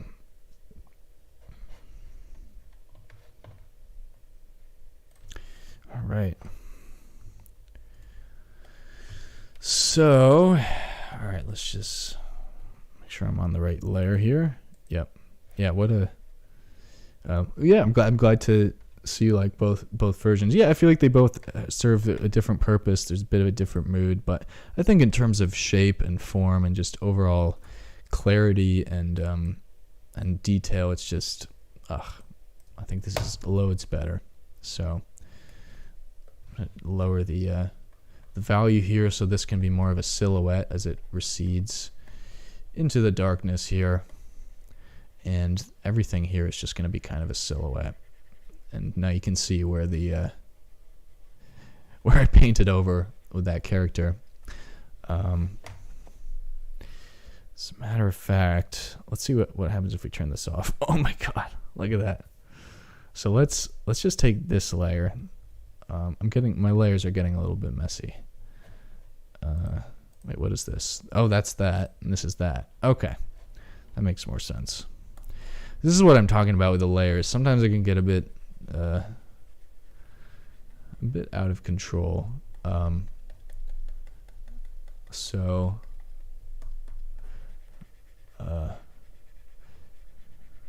By the way, yeah, if you liked this original Golem guy, I'm sorry, he's gonna go. It's gonna be replaced. I want to give this a little more blue, actually.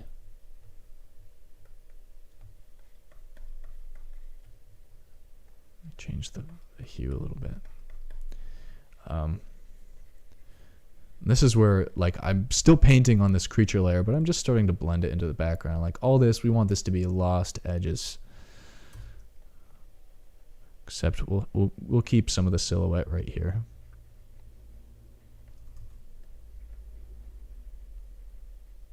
Other than that, we don't want to create any definition around here because, in fact, I may even lower the value around that area because our character is sitting right here. And I think at this point we can merge these two layers, just simplify things. If you are using layers, you gotta clean them up every now and then. You can merge them, group them if you have to keep them, but layer maintenance and organization, super key. Maybe what I can do, let's try something. Let's see if Photoshop can help us out with this object selection tool. Not really. Let's try the quick selection tool. Just subtract these little bits. Yeah, that might work. Now let's invert that. Control-Shift-I and erase. That'll save us a little time.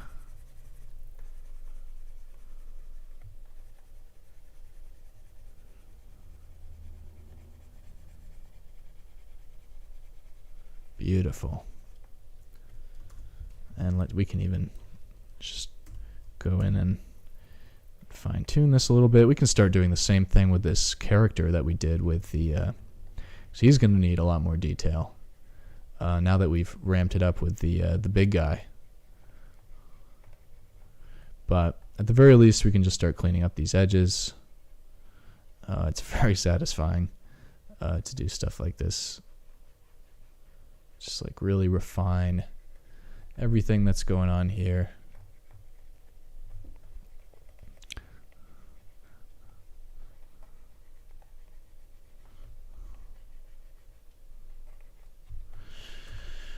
Whew. Nice. This is sweet. I think this is gonna be an awesome painting. Let's do what we said we were gonna do.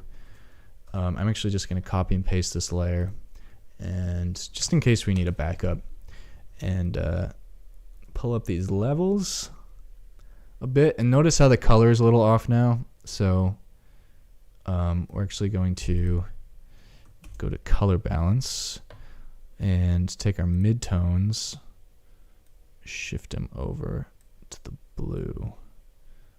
I go both blue and cyan, maybe a little more cyan in this case, just so it'll blend well.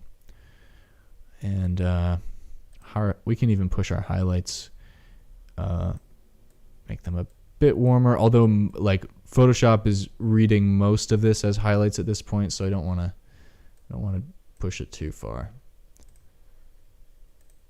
Nice. See the difference here. We could even go a bit brighter on those shadows, to be honest. But a lot of those are lines anyway, which we can clean up a bit. But let's see if we can do that even more.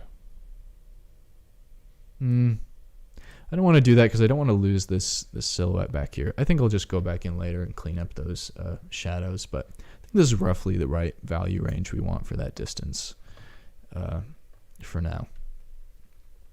Whoops.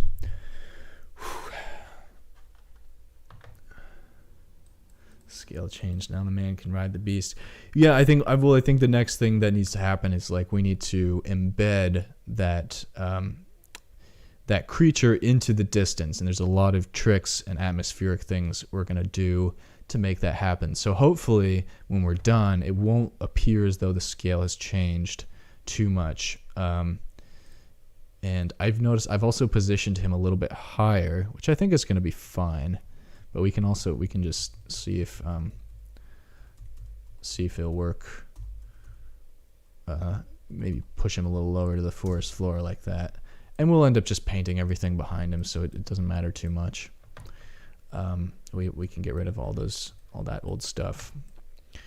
So yeah, I'm gonna take a quick I don't know, let's say 15-minute break here, and jump back into this because I'm really liking this, and I want to keep it going. I got a nice momentum here, and so just let me let's see if I can create a intermission screen here. Whoops. I don't know how I make this zoom in, Control plus. It's like a play. Look at that. Smiley. All right. I'm just gonna mute the audio here for a second, and I'll be back in 15. All right, see you guys soon.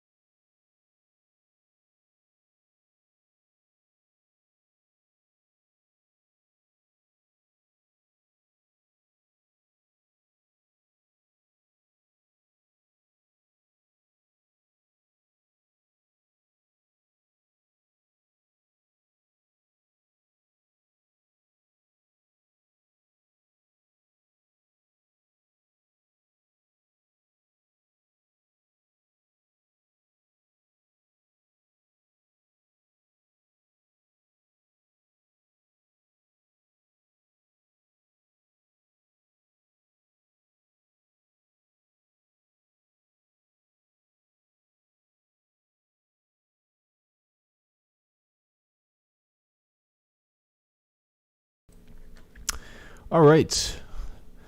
That concludes our intermission here. So let's get back into it. Get rid of this. Made myself a lovely smoothie here. Power through.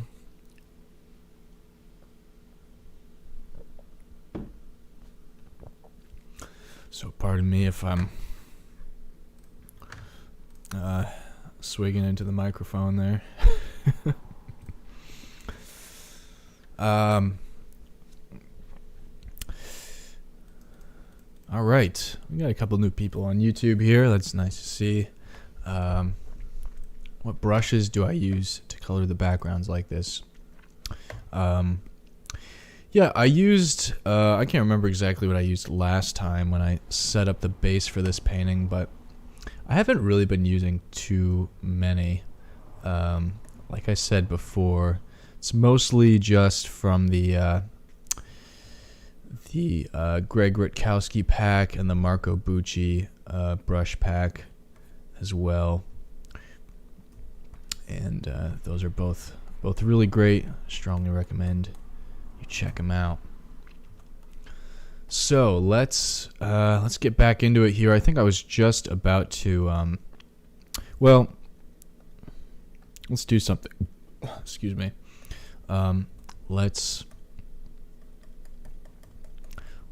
just start to fade out. Might as well make a new layer in case I want to reclaim any of this, but can bring back some of those textured brushes. Actually, yeah, this would be a great moment to demonstrate. There's some interesting different things we can use here.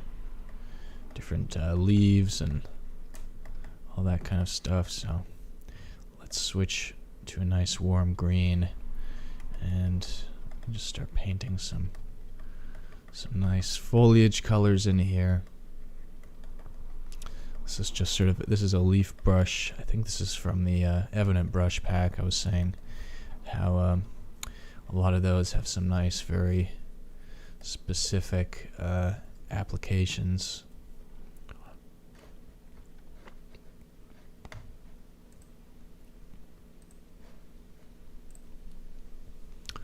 And in this case,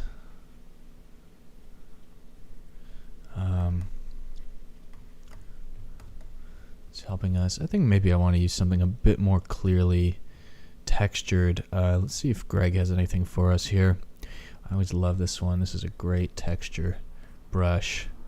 I call it the Cardboard Super Chop, although I doubt that's what he intended for it to be called, but it's just great for creating some quick impressions of some blocky texture. So that's what I'm using here. Make it a little bigger so we can cover a bit more ground.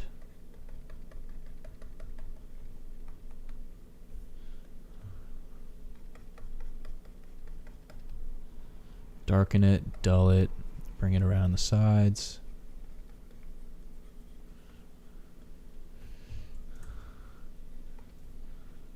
Ooh, that's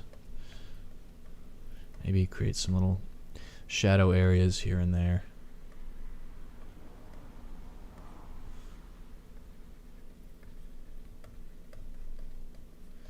Maybe we can give this whole, since this is sort of a backdrop for our hero here. Maybe we can create a bit more definition. Maybe we can do a little bit of drawing back here. Not too much. I don't want to get carried away with it because it's only a supporting area, but let's maybe create some indications that there might be some rock structures here with some foliage kind of draping over them.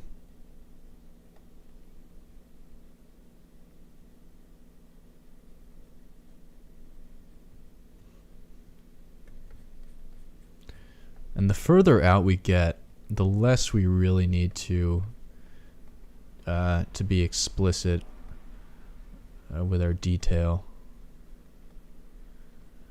because it's just all going to be kind of implied at that point.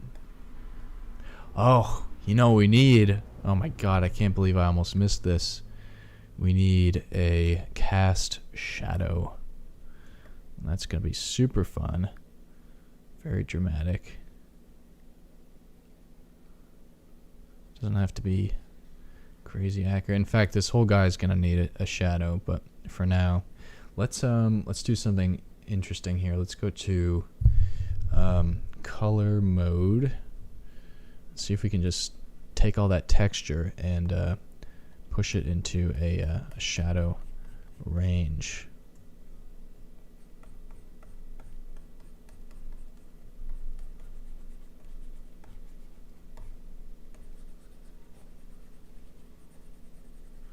Oh yeah. Oh, except this is all on a new layer, so I don't want to... Maybe before I do this, I'm going to merge these down. I'm not going to go back on this decision with the creature, so I might as well just...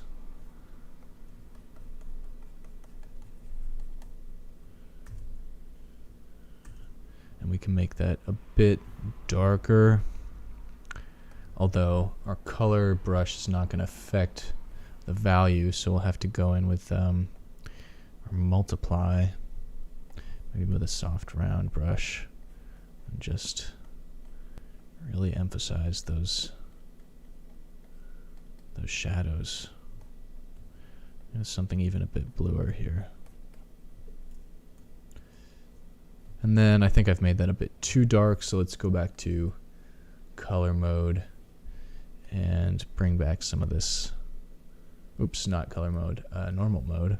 And bring back some of this nice atmosphere here. This fogginess.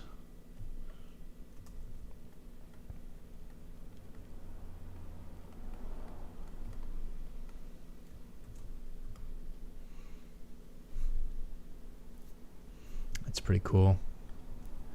Let's say we could even do a bit more detailing around and on the other side of the shadow there. Create some more contrast around here. Maybe some color variation. Bring it into the reds a little bit.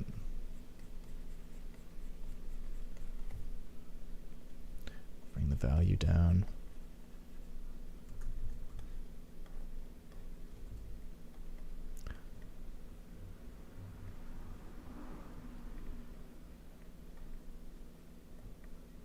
Just sort of making up some little cliff things here. I guess those would be facing the light, wouldn't they? So maybe kind of brighter. Or at least reflecting the sky. So you can do some of that stuff too.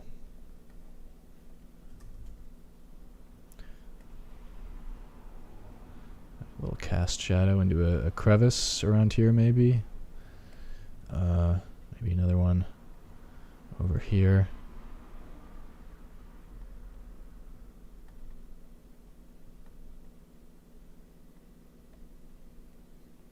Just enough detail to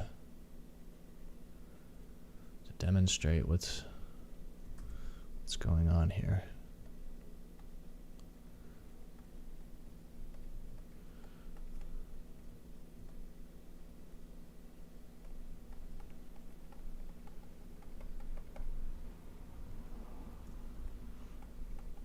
And then we can go back in with our foliage brush, which I guess we're using this one for now. I think it's pretty effective. And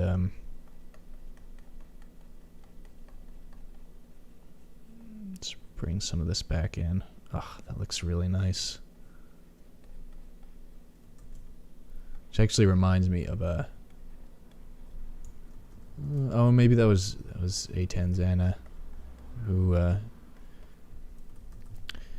he makes some really nice foliage effects in his work.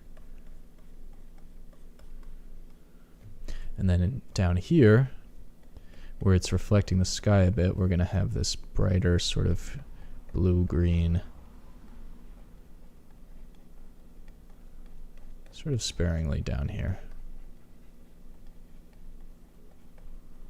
Maybe a little bit up here as well.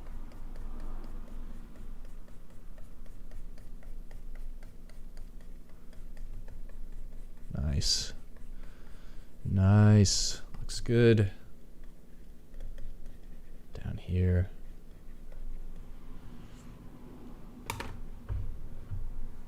Let's flip it.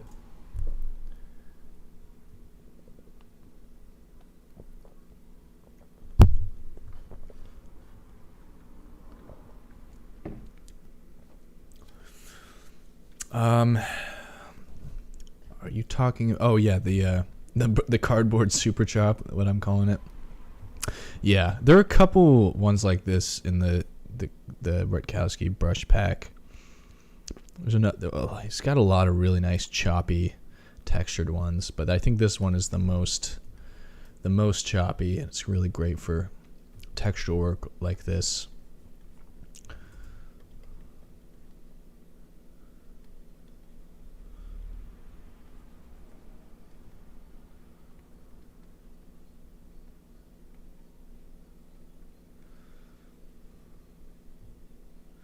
Maybe we'll have some other sort of little shadows fading in and out here if we want.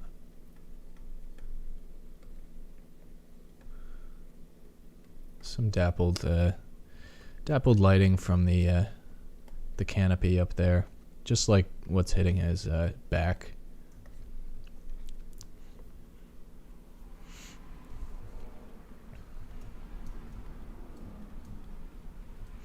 All right, so now we need to make this guy blend a little bit because he's really sticking out.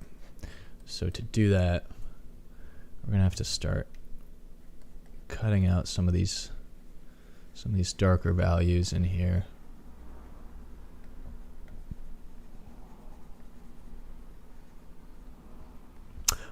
This is actually I think maybe his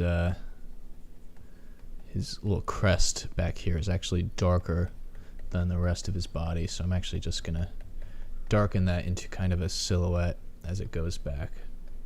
Then that'll just sort of fade out.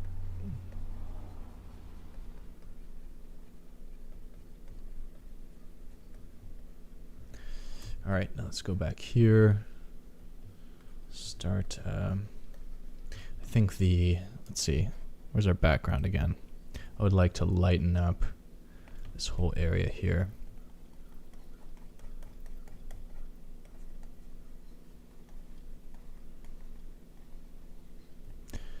Maybe give it some of this greenness as well.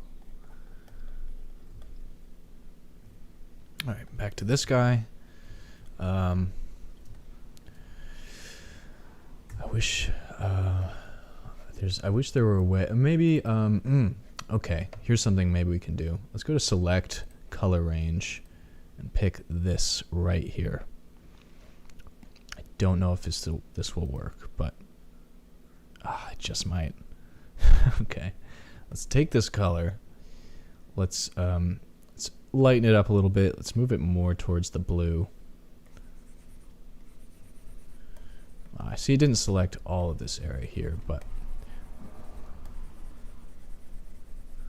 let's see how that looks. Yeah, it kind of worked, actually. I think all we need to do now is select this part, and we can do the same thing.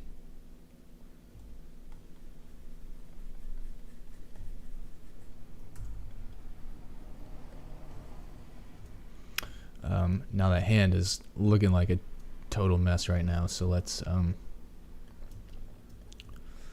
fix that.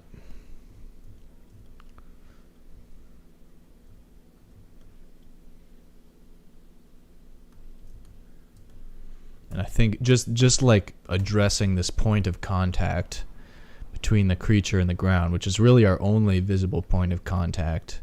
It's going to do wonders for emphasizing the immersion here, the blending between this creature and its environment.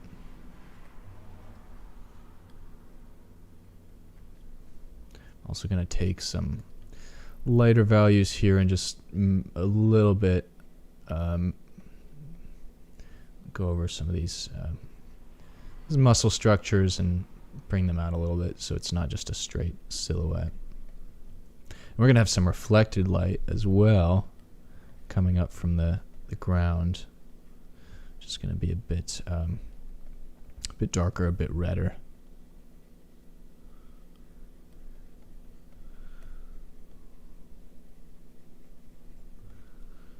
Because I think, I mean, at least the way we've shown it here, the light is hitting the ground there, so I'm going to roll with that.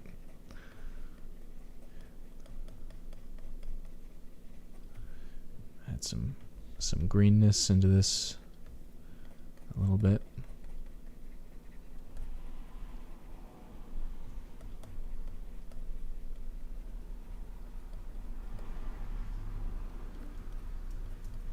Oh yeah, this is pretty cool.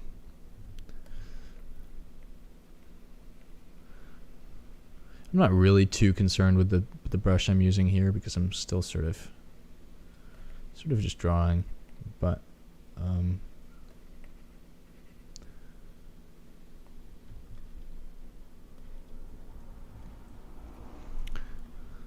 also going to cut off some of these lines. Oh, that is kind of a cool effect, the way that color selection, if you look really close here, it's made these little outlines to all those shapes. I feel like that looks pretty cool. Also, this color's a bit off, isn't it? Let's just quickly fix that. And some of these back here. I want our shadows to be very blue, just because of the distance.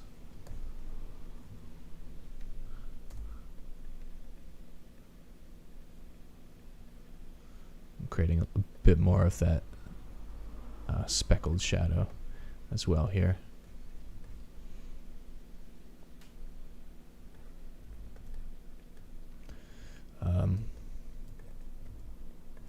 By the way, we are going to go back in and give this guy some more interesting color. This isn't the end of that, but I'm just getting a little carried away doing some nice rib cage details here.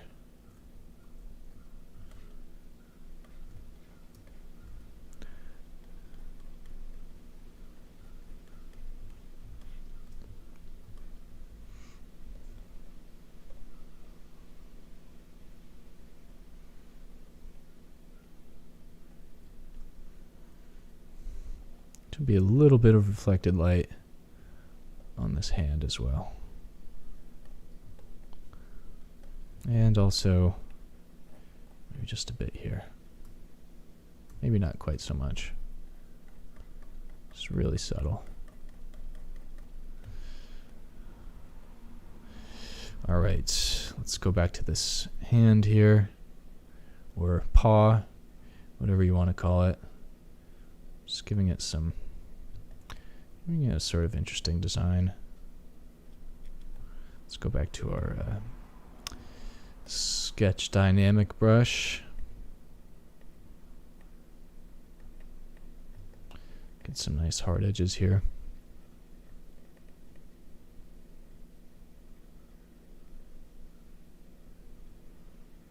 Just make the silhouette first.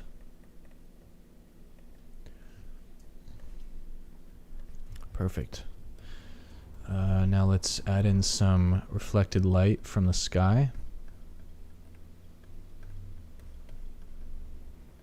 That'll help to sort of define this form a little bit.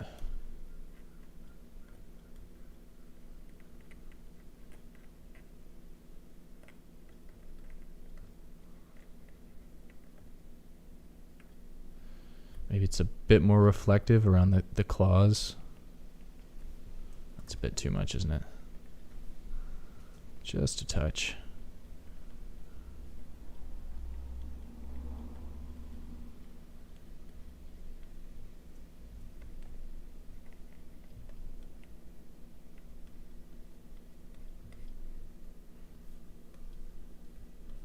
Notice I'm not going too dark with these shadows either.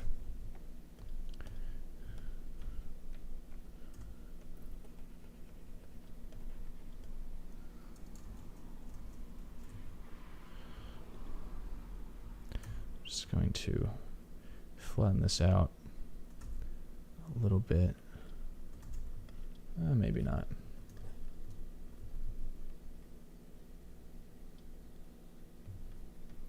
It's kind of almost like a bird claw here.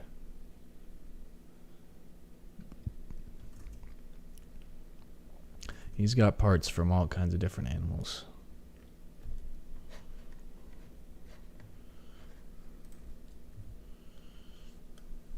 Alright, so it doesn't quite look filled in yet, so I'm just gonna pop on a new layer just in case. And let's go back to that. We can add a little bit of grass down here. Let's make that a bit greener. A bit brighter.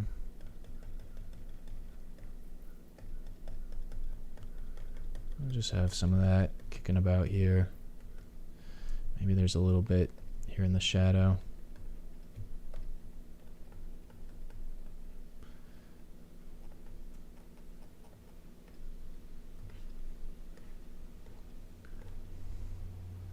And I think, yeah, what I wanted, I think this paw is not looking like it's supporting weight so much, so I'm gonna copy, paste that.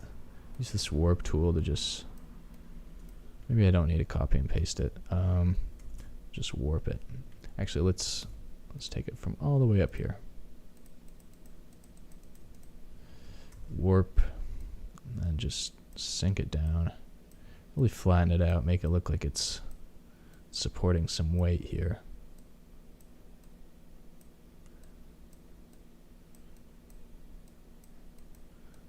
Also want to bear in mind the overhead perspective, so it's going to be a bit wider.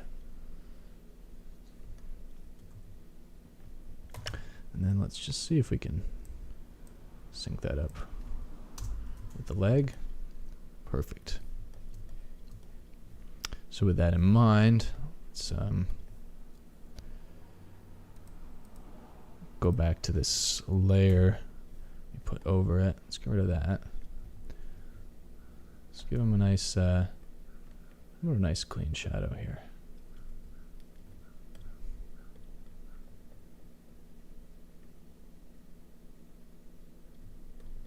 Maybe even just as dark.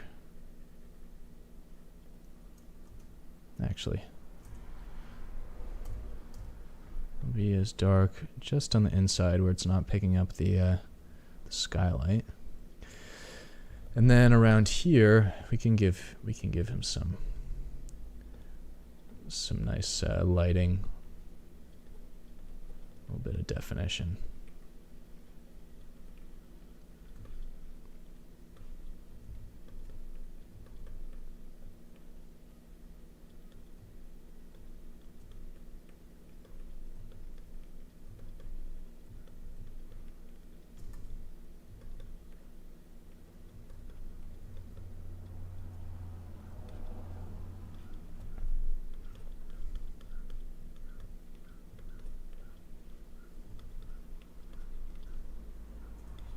Something like that.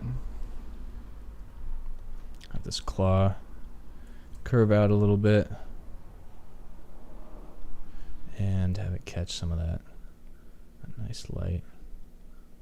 You can do the same here.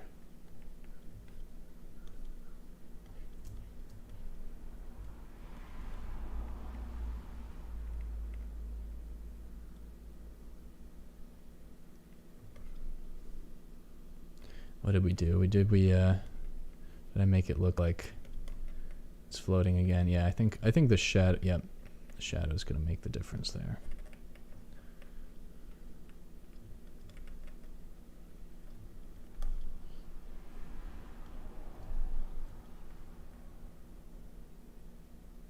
There it is. Now it looks like it's sort of sitting on the ground there, and I think this claw is a bit awkwardly placed, so I'm gonna sort of switch that around.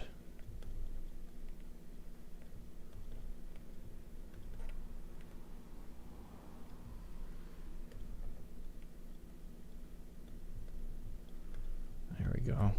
Let's bring this up. Little highlights here.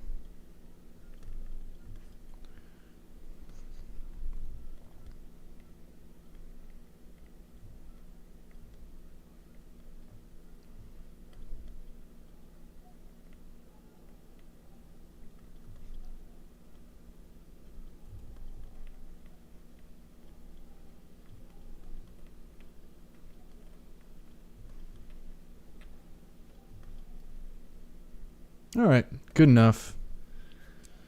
How much of the line art in the skull do I want to leave there? That's a great question. Not too much is the answer. I'll probably go back when I go back in and do a bit more coloration. I will most likely end up getting rid of a lot of that. Although I might just end up thinning a lot of it out too, because there are going to be some sharper lines just in the way that the skull plates interact with one another. But yeah, overall, as I said before, line art really isn't my style so much, and I do try to keep that consistent in a piece.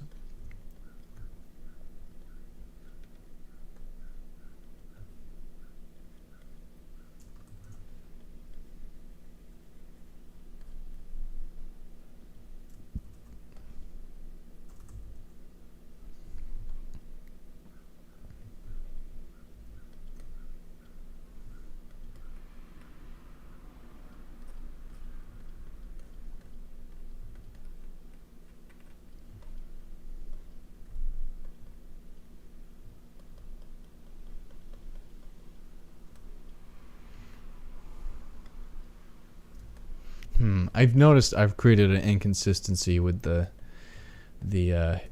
hands pretty badly here. So what am I gonna do? I'm gonna merge this down, and let's just warp and see what happens. Ugh, the warp tool is always saving my ass. So I just want to lengthen it out a little bit more. It's more like a cat paw on one of them, and this is more like a bird's claw, so I'm just going to shorten the length of these toes. Maybe bring them a bit closer together. And let's take this and move it down like that. Well, that's a bit closer.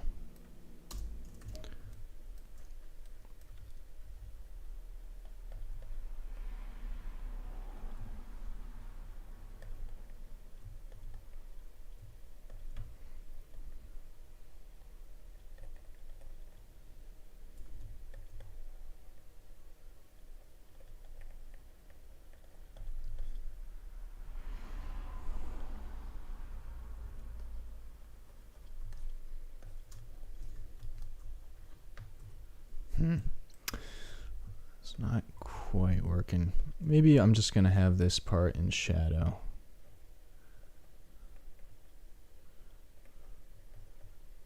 Like that.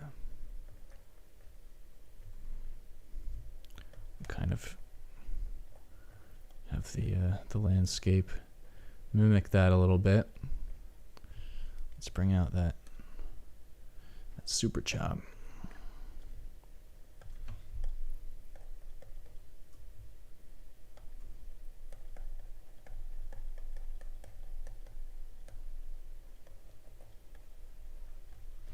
I don't think we even really need to give this spot as much of a highlight as we have. It's just not terribly important that it is illuminated in this way.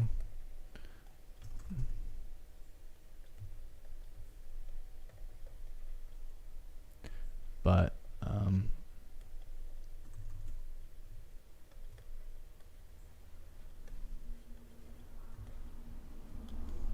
just gonna keep kind of throwing some of this stuff around here, and then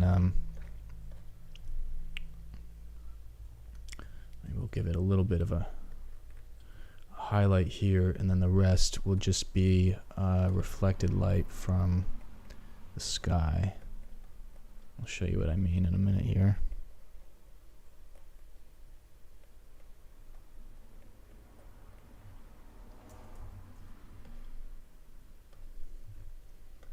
Let's pick this color, and we'll just do something like this.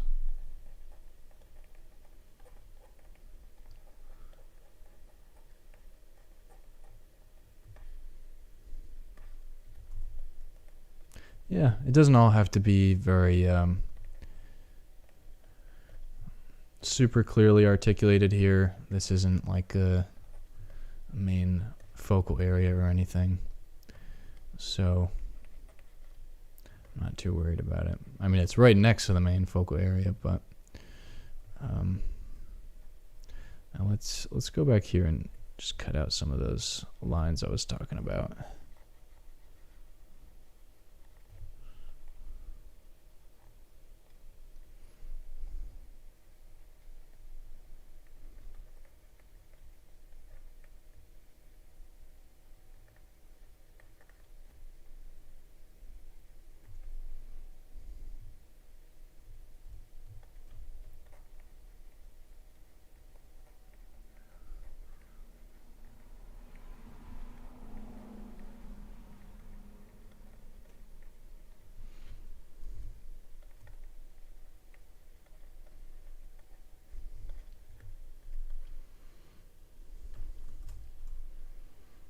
Yeah, I'm not crazy about what's going on with this paw here, but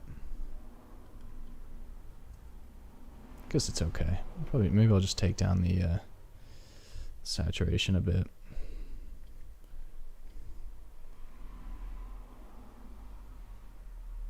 I feel like it's a bit distracting,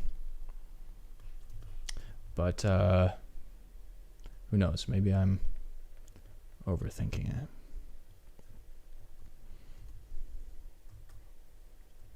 I think this arm,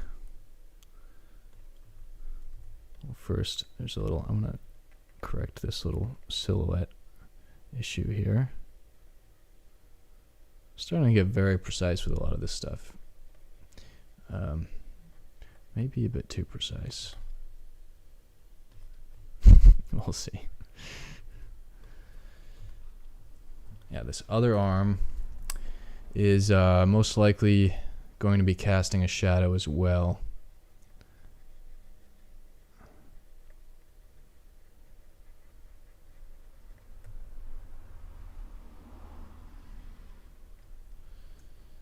And it is also going to catch some of this dappled light here.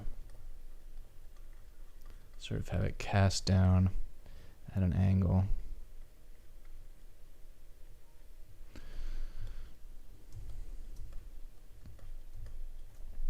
I'm actually, another way you can get rid of some of these lines is just go in with the smudge tool here. Just sort of blend them out, make it look a bit more like a shadow than a line. And you can even create some new shapes and forms and stuff while you do that.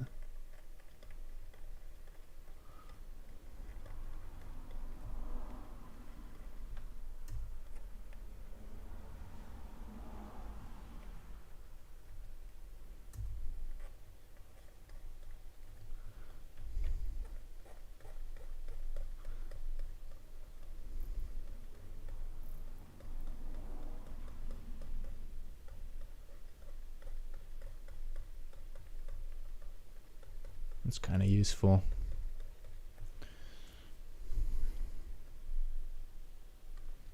Still has a bit of a graphic vibe to it, a little bit of a anime or whatever it was, but that's cool. I mean, I'm okay with that. I just don't want it to look like line art at the end, you know.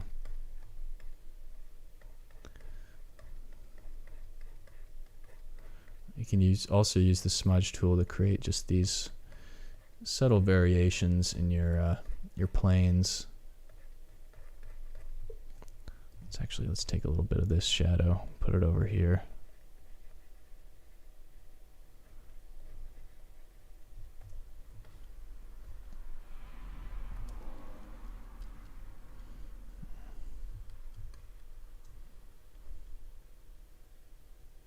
Man, I kind of wish this was all in shadow down here. But that would take a lot of time.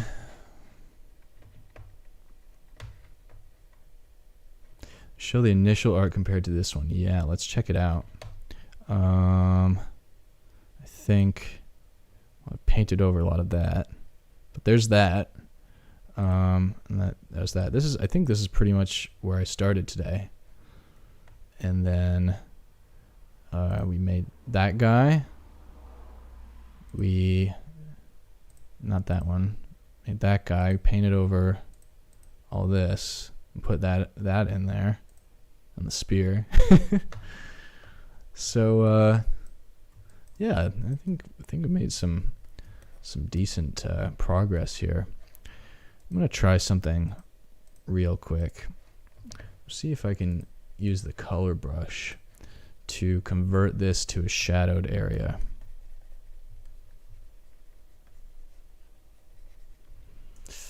I don't know about that. No, doesn't work. All right, we'll leave it as it is for now. If I really want to go back and change that, I will. I'm just going to quickly select this. I think I want to have this arm be more of a silhouette here as well. So let's grab our dry brush, and we've selected that darkish blue shadow color, and just everywhere where the light is not hitting, just dialing up that shadow a bit more, giving it a little bit of texture, but I think that's not the right color. Let's try this one. We want these to match. Really want them to sync up well. Maybe a little bit darker. Yeah, I think that's a bit better. We can go behind him and just simplify all this.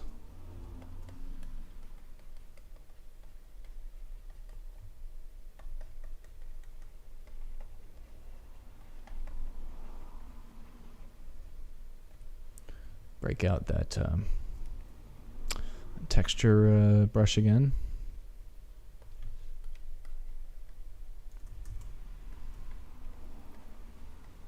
Just create some loose stuff. Nothing too complex.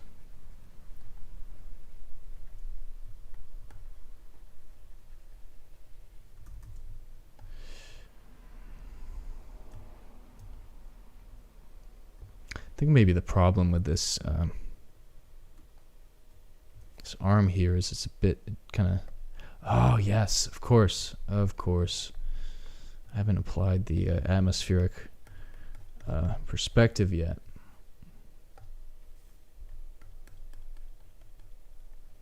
The fogginess, it's going to be very, very key to blending this guy in. Let's actually just want to redo that, except let's use this light gray on the highlighted areas, and then this nice blue around the other areas. I just sort of mutes it out, and even feel like that red's still a bit too saturated.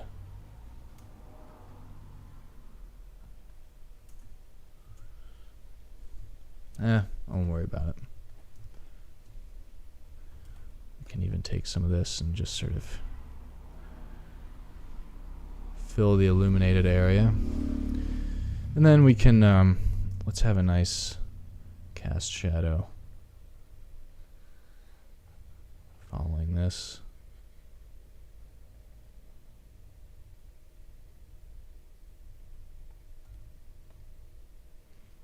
Set this on multiply.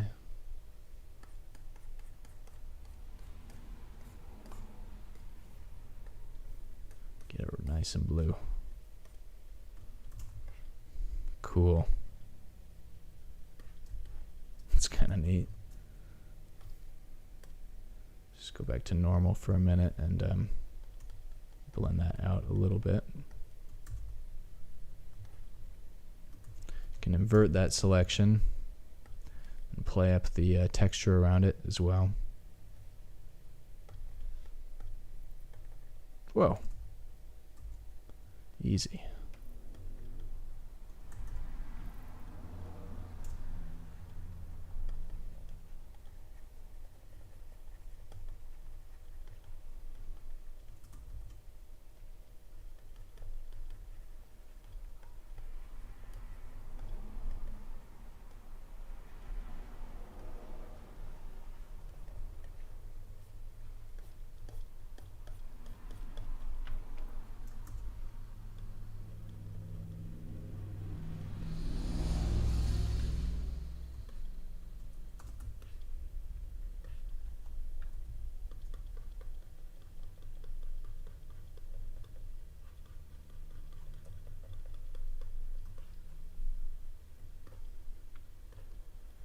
Have I created... Yeah, I've kind of created two different light directions here. I should probably clarify that.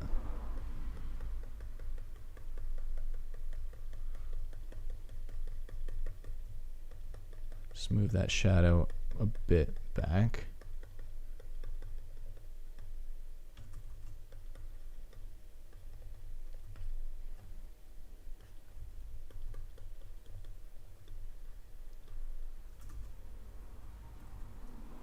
Nice. It's pretty cool.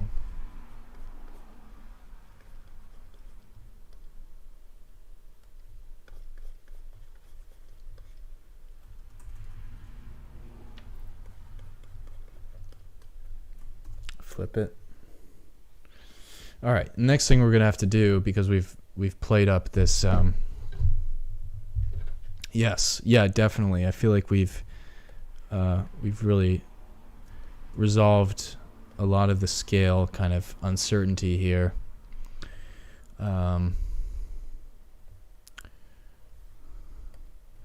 This, I'm going to take this a little bit back into the blue, and let's just go in here and make it a bit brighter. I think something about this color just isn't jiving for me. I think part of that is because we don't know totally what our local color is for this guy yet. But that's okay.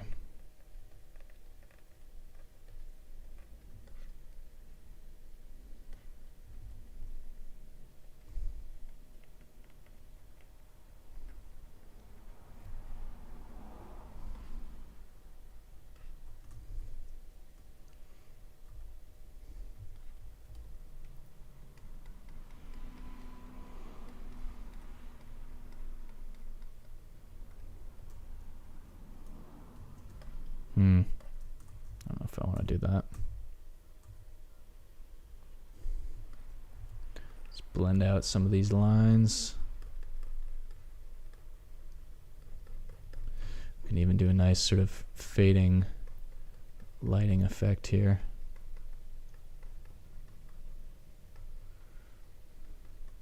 Oh, that's pretty cool.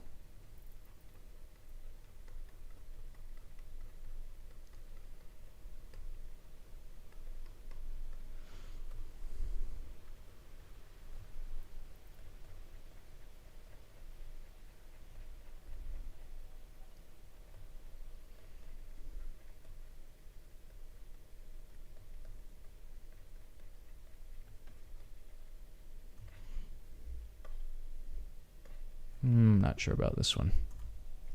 Maybe we'll bring that back up.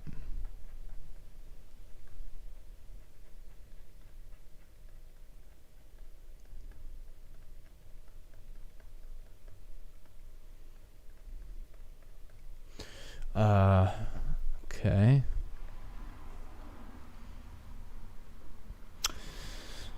Now, let's grab some nice highlights here.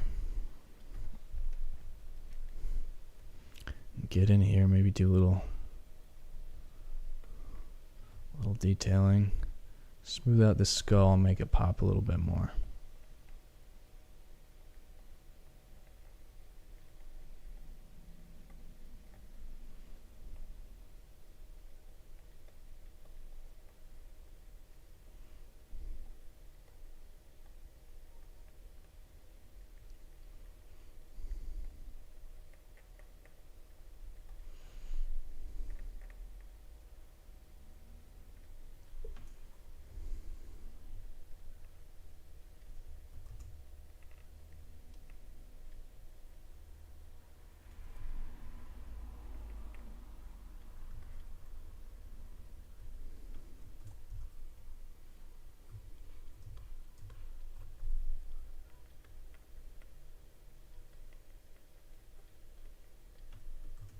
I want to create a lot of contrast around this eye too.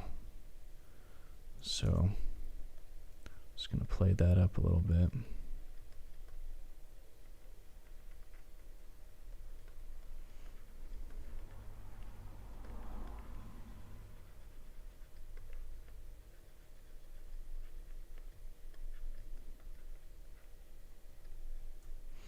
And then we can start creating some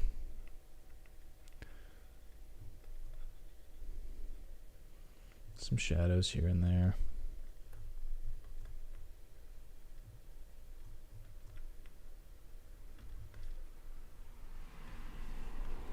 Wherever they need to be.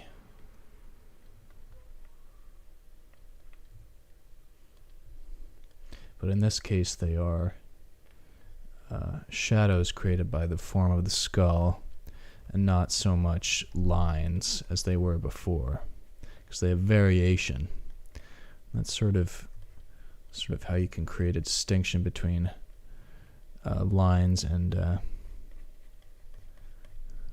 shadow. We can also start to create some interesting texture things, like with some scarring or little variations in the skull here.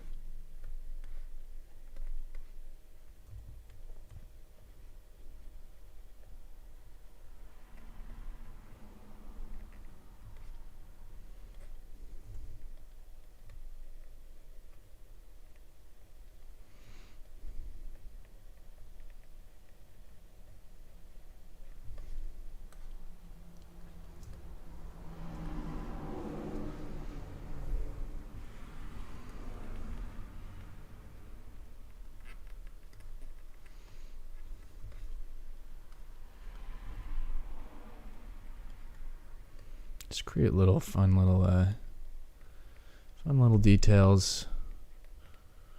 This is always the fun part. You just get to make these textures really pop.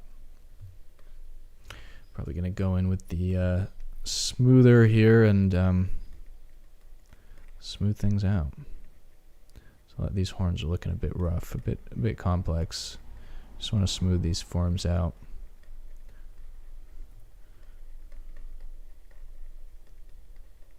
Make sure they're following the contour of the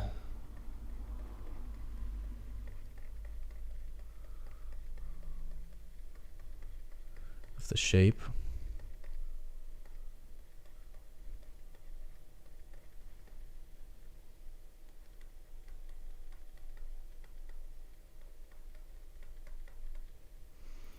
Let's see if we can blow this up and really sculpt this thing as if it were a piece of clay.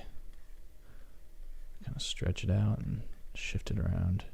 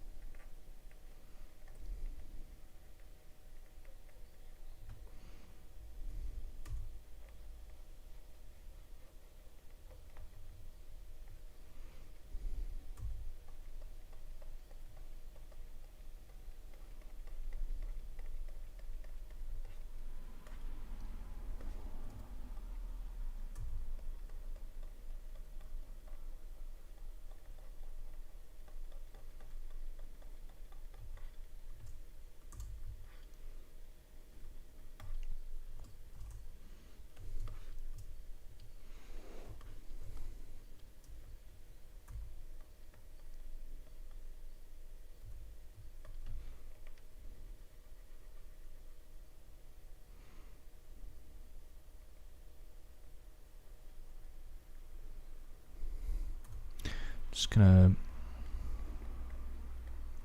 blur out the edge of this shadow too, so it looks like it's more of a shadow and not just a change in the plane. We want to be clear about that.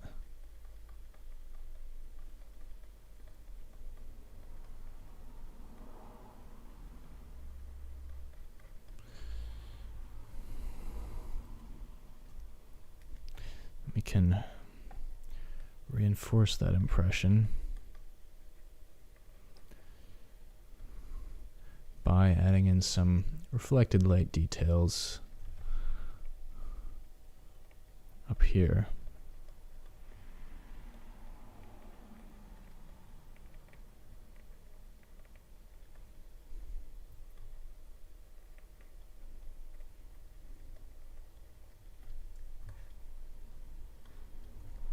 I think I really want to make this might even get close to pure white here.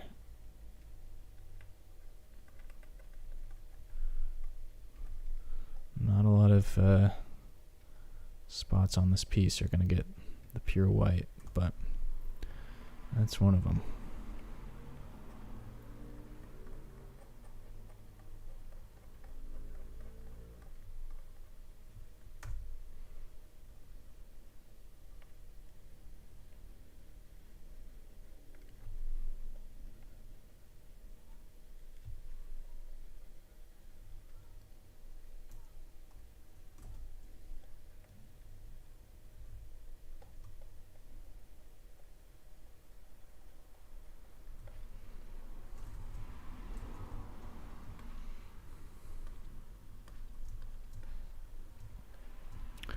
I'd say we could probably go a little harder with the shadows here too, just because it's around this this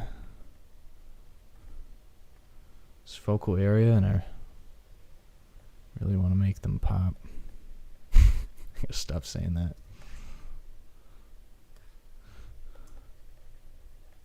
Make it pop. It's my motto.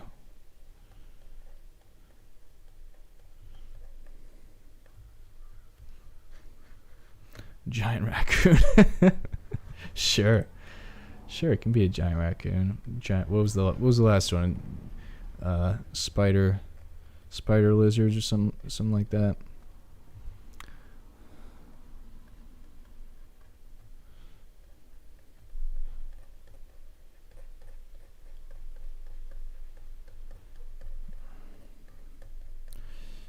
Man, I don't know if I'm gonna finish this one today. Or might have to, at the very least, finish it up in another video, perhaps.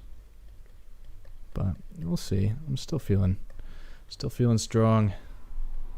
Going on almost 3 hours now.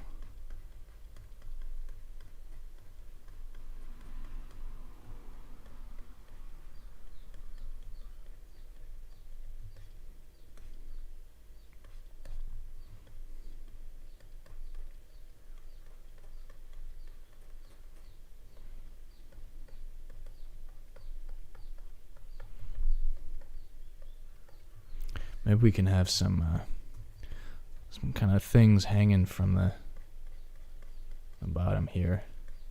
That'd be kind of cool. If you had some, like there's moss or some kind of swamp lichens hanging off his head.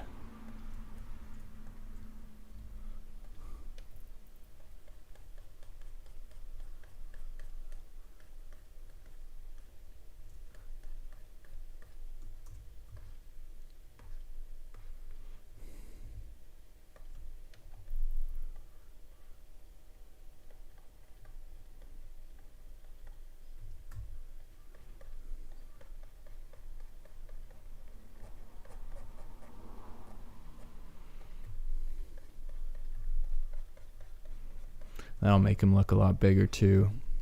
Kind of tends to increase the scale of things when you have bits of plants hanging off of it. And maybe we can we can start incorporating that a little bit. What if he's just covered in little bits of foliage here. Kind of like he's just been part of the forest for years.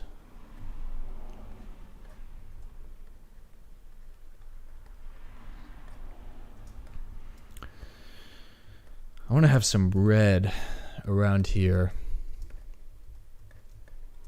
Some reddishness. So maybe I'll do that with the whatever these are, feathers. I don't know.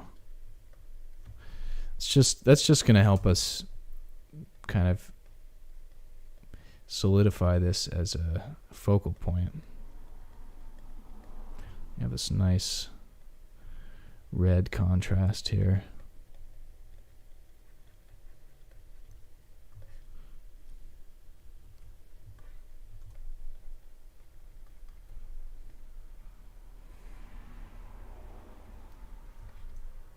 Maybe he has like some kind of markings, you know. Let's try this. Color. Oof. It's a bit rough. Let's try something darker. Not sure if that's gonna work.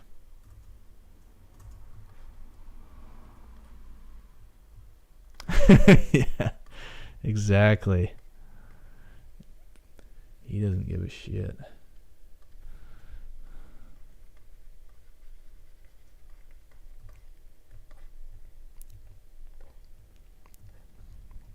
All right, we're gonna have to do this manually. Let's make some interesting markings here.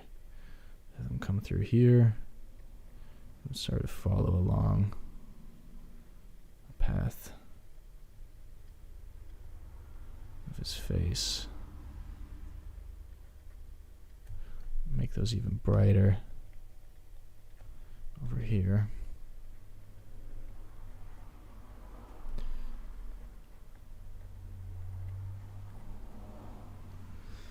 And then in the shadow, it's going to go into a more of a dark, cool violet.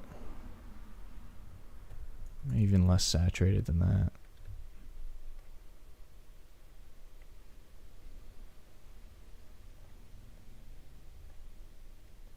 Like he's got war paint or something.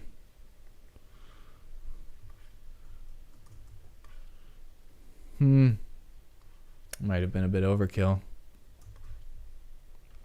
Guess I should have looked at it from a distance. I think it could work, but I have to be more deliberate about the design. I should also probably do this on a new layer.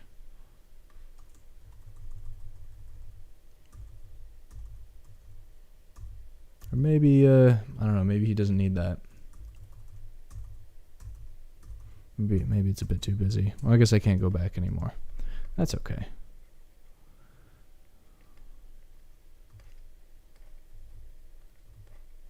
Maybe I'll put some red around his eyes or something. Let's just pop this on a new layer in case I want to reverse this decision. It's cool to do some variations in the local color from time to time. Kind of helps to reinforce the impression that it's a three-dimensional thing.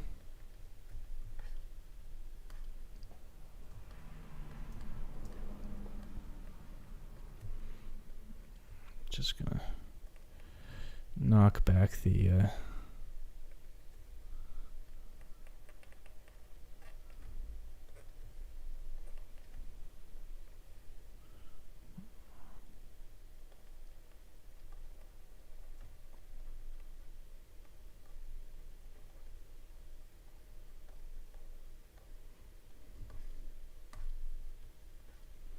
that's kind of cool. Maybe we can have some shadows around there.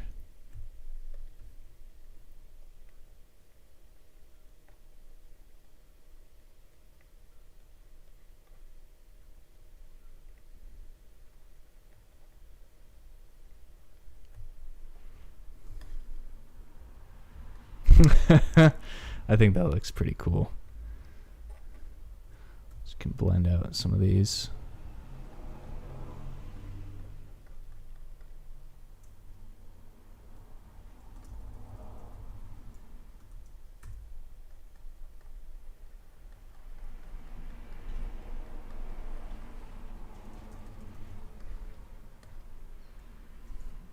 All right, that's definitely it's definitely pretty intense.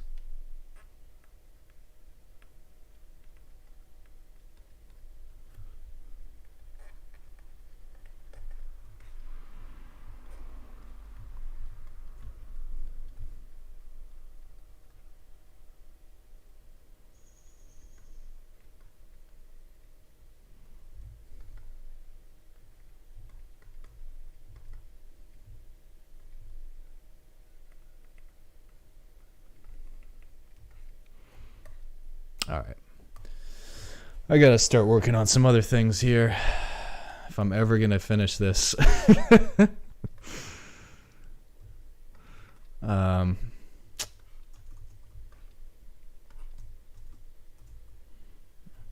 First, I just want to give this eyeball just a bit more of a pop here. Maybe a nice bright white in the middle. Whoops.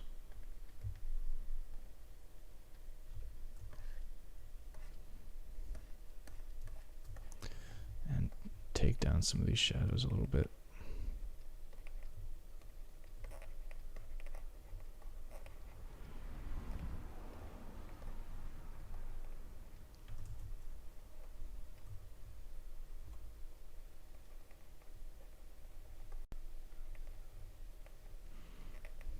Yeah, I could spend all day just carving out all these cool little details, but it's not always the best way to go about things.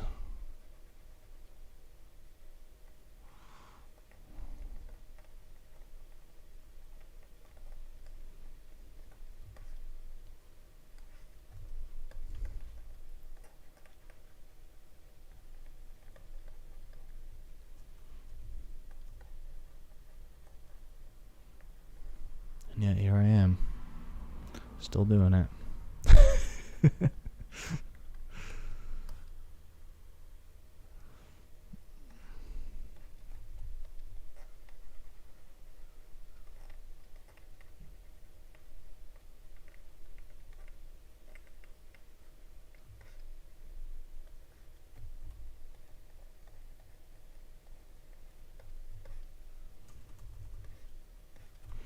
Is that still on a...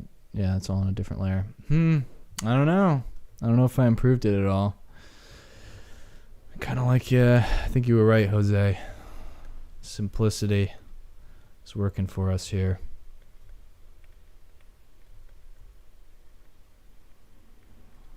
So I'm going to leave that alone. And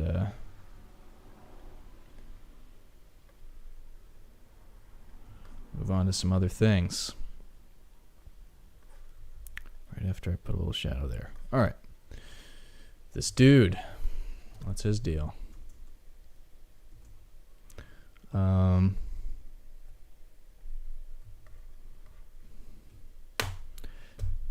I actually think I'm gonna call it quits for today. This will be done. I'll probably yeah. I don't know if I'd like to run into this one either. Yeah, I'll probably do a I'll probably just keep working on this. I'm gonna just keep recording my process, and then I'll come out with another little video later on with the whole thing, and take it from there. Because I don't know, can't get enough of this one, but I'm pretty beat for today. Got to figure out a way to make this work I wonder, I don't know, this might be a little too simple, but not that. What if I copy pasted that, created a higher contrast layer,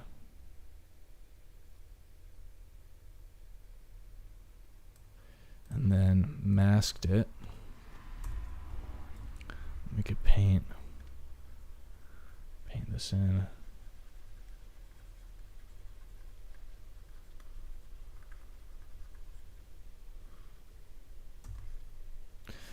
It's not that so much as the shape of the shadow. It's kind of throwing off the dimensions of the skull a bit, it seems. But I think I'm getting a little too wrapped up in this, and I need to step back and get some perspective. So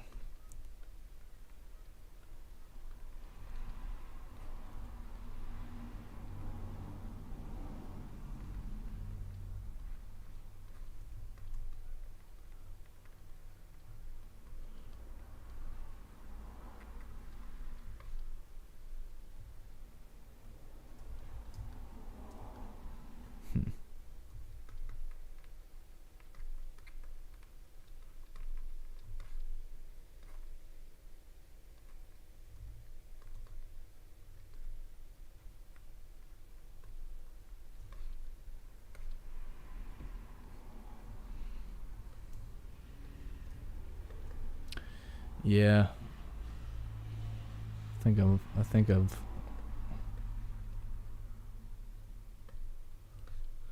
hit my my potential for today. All right.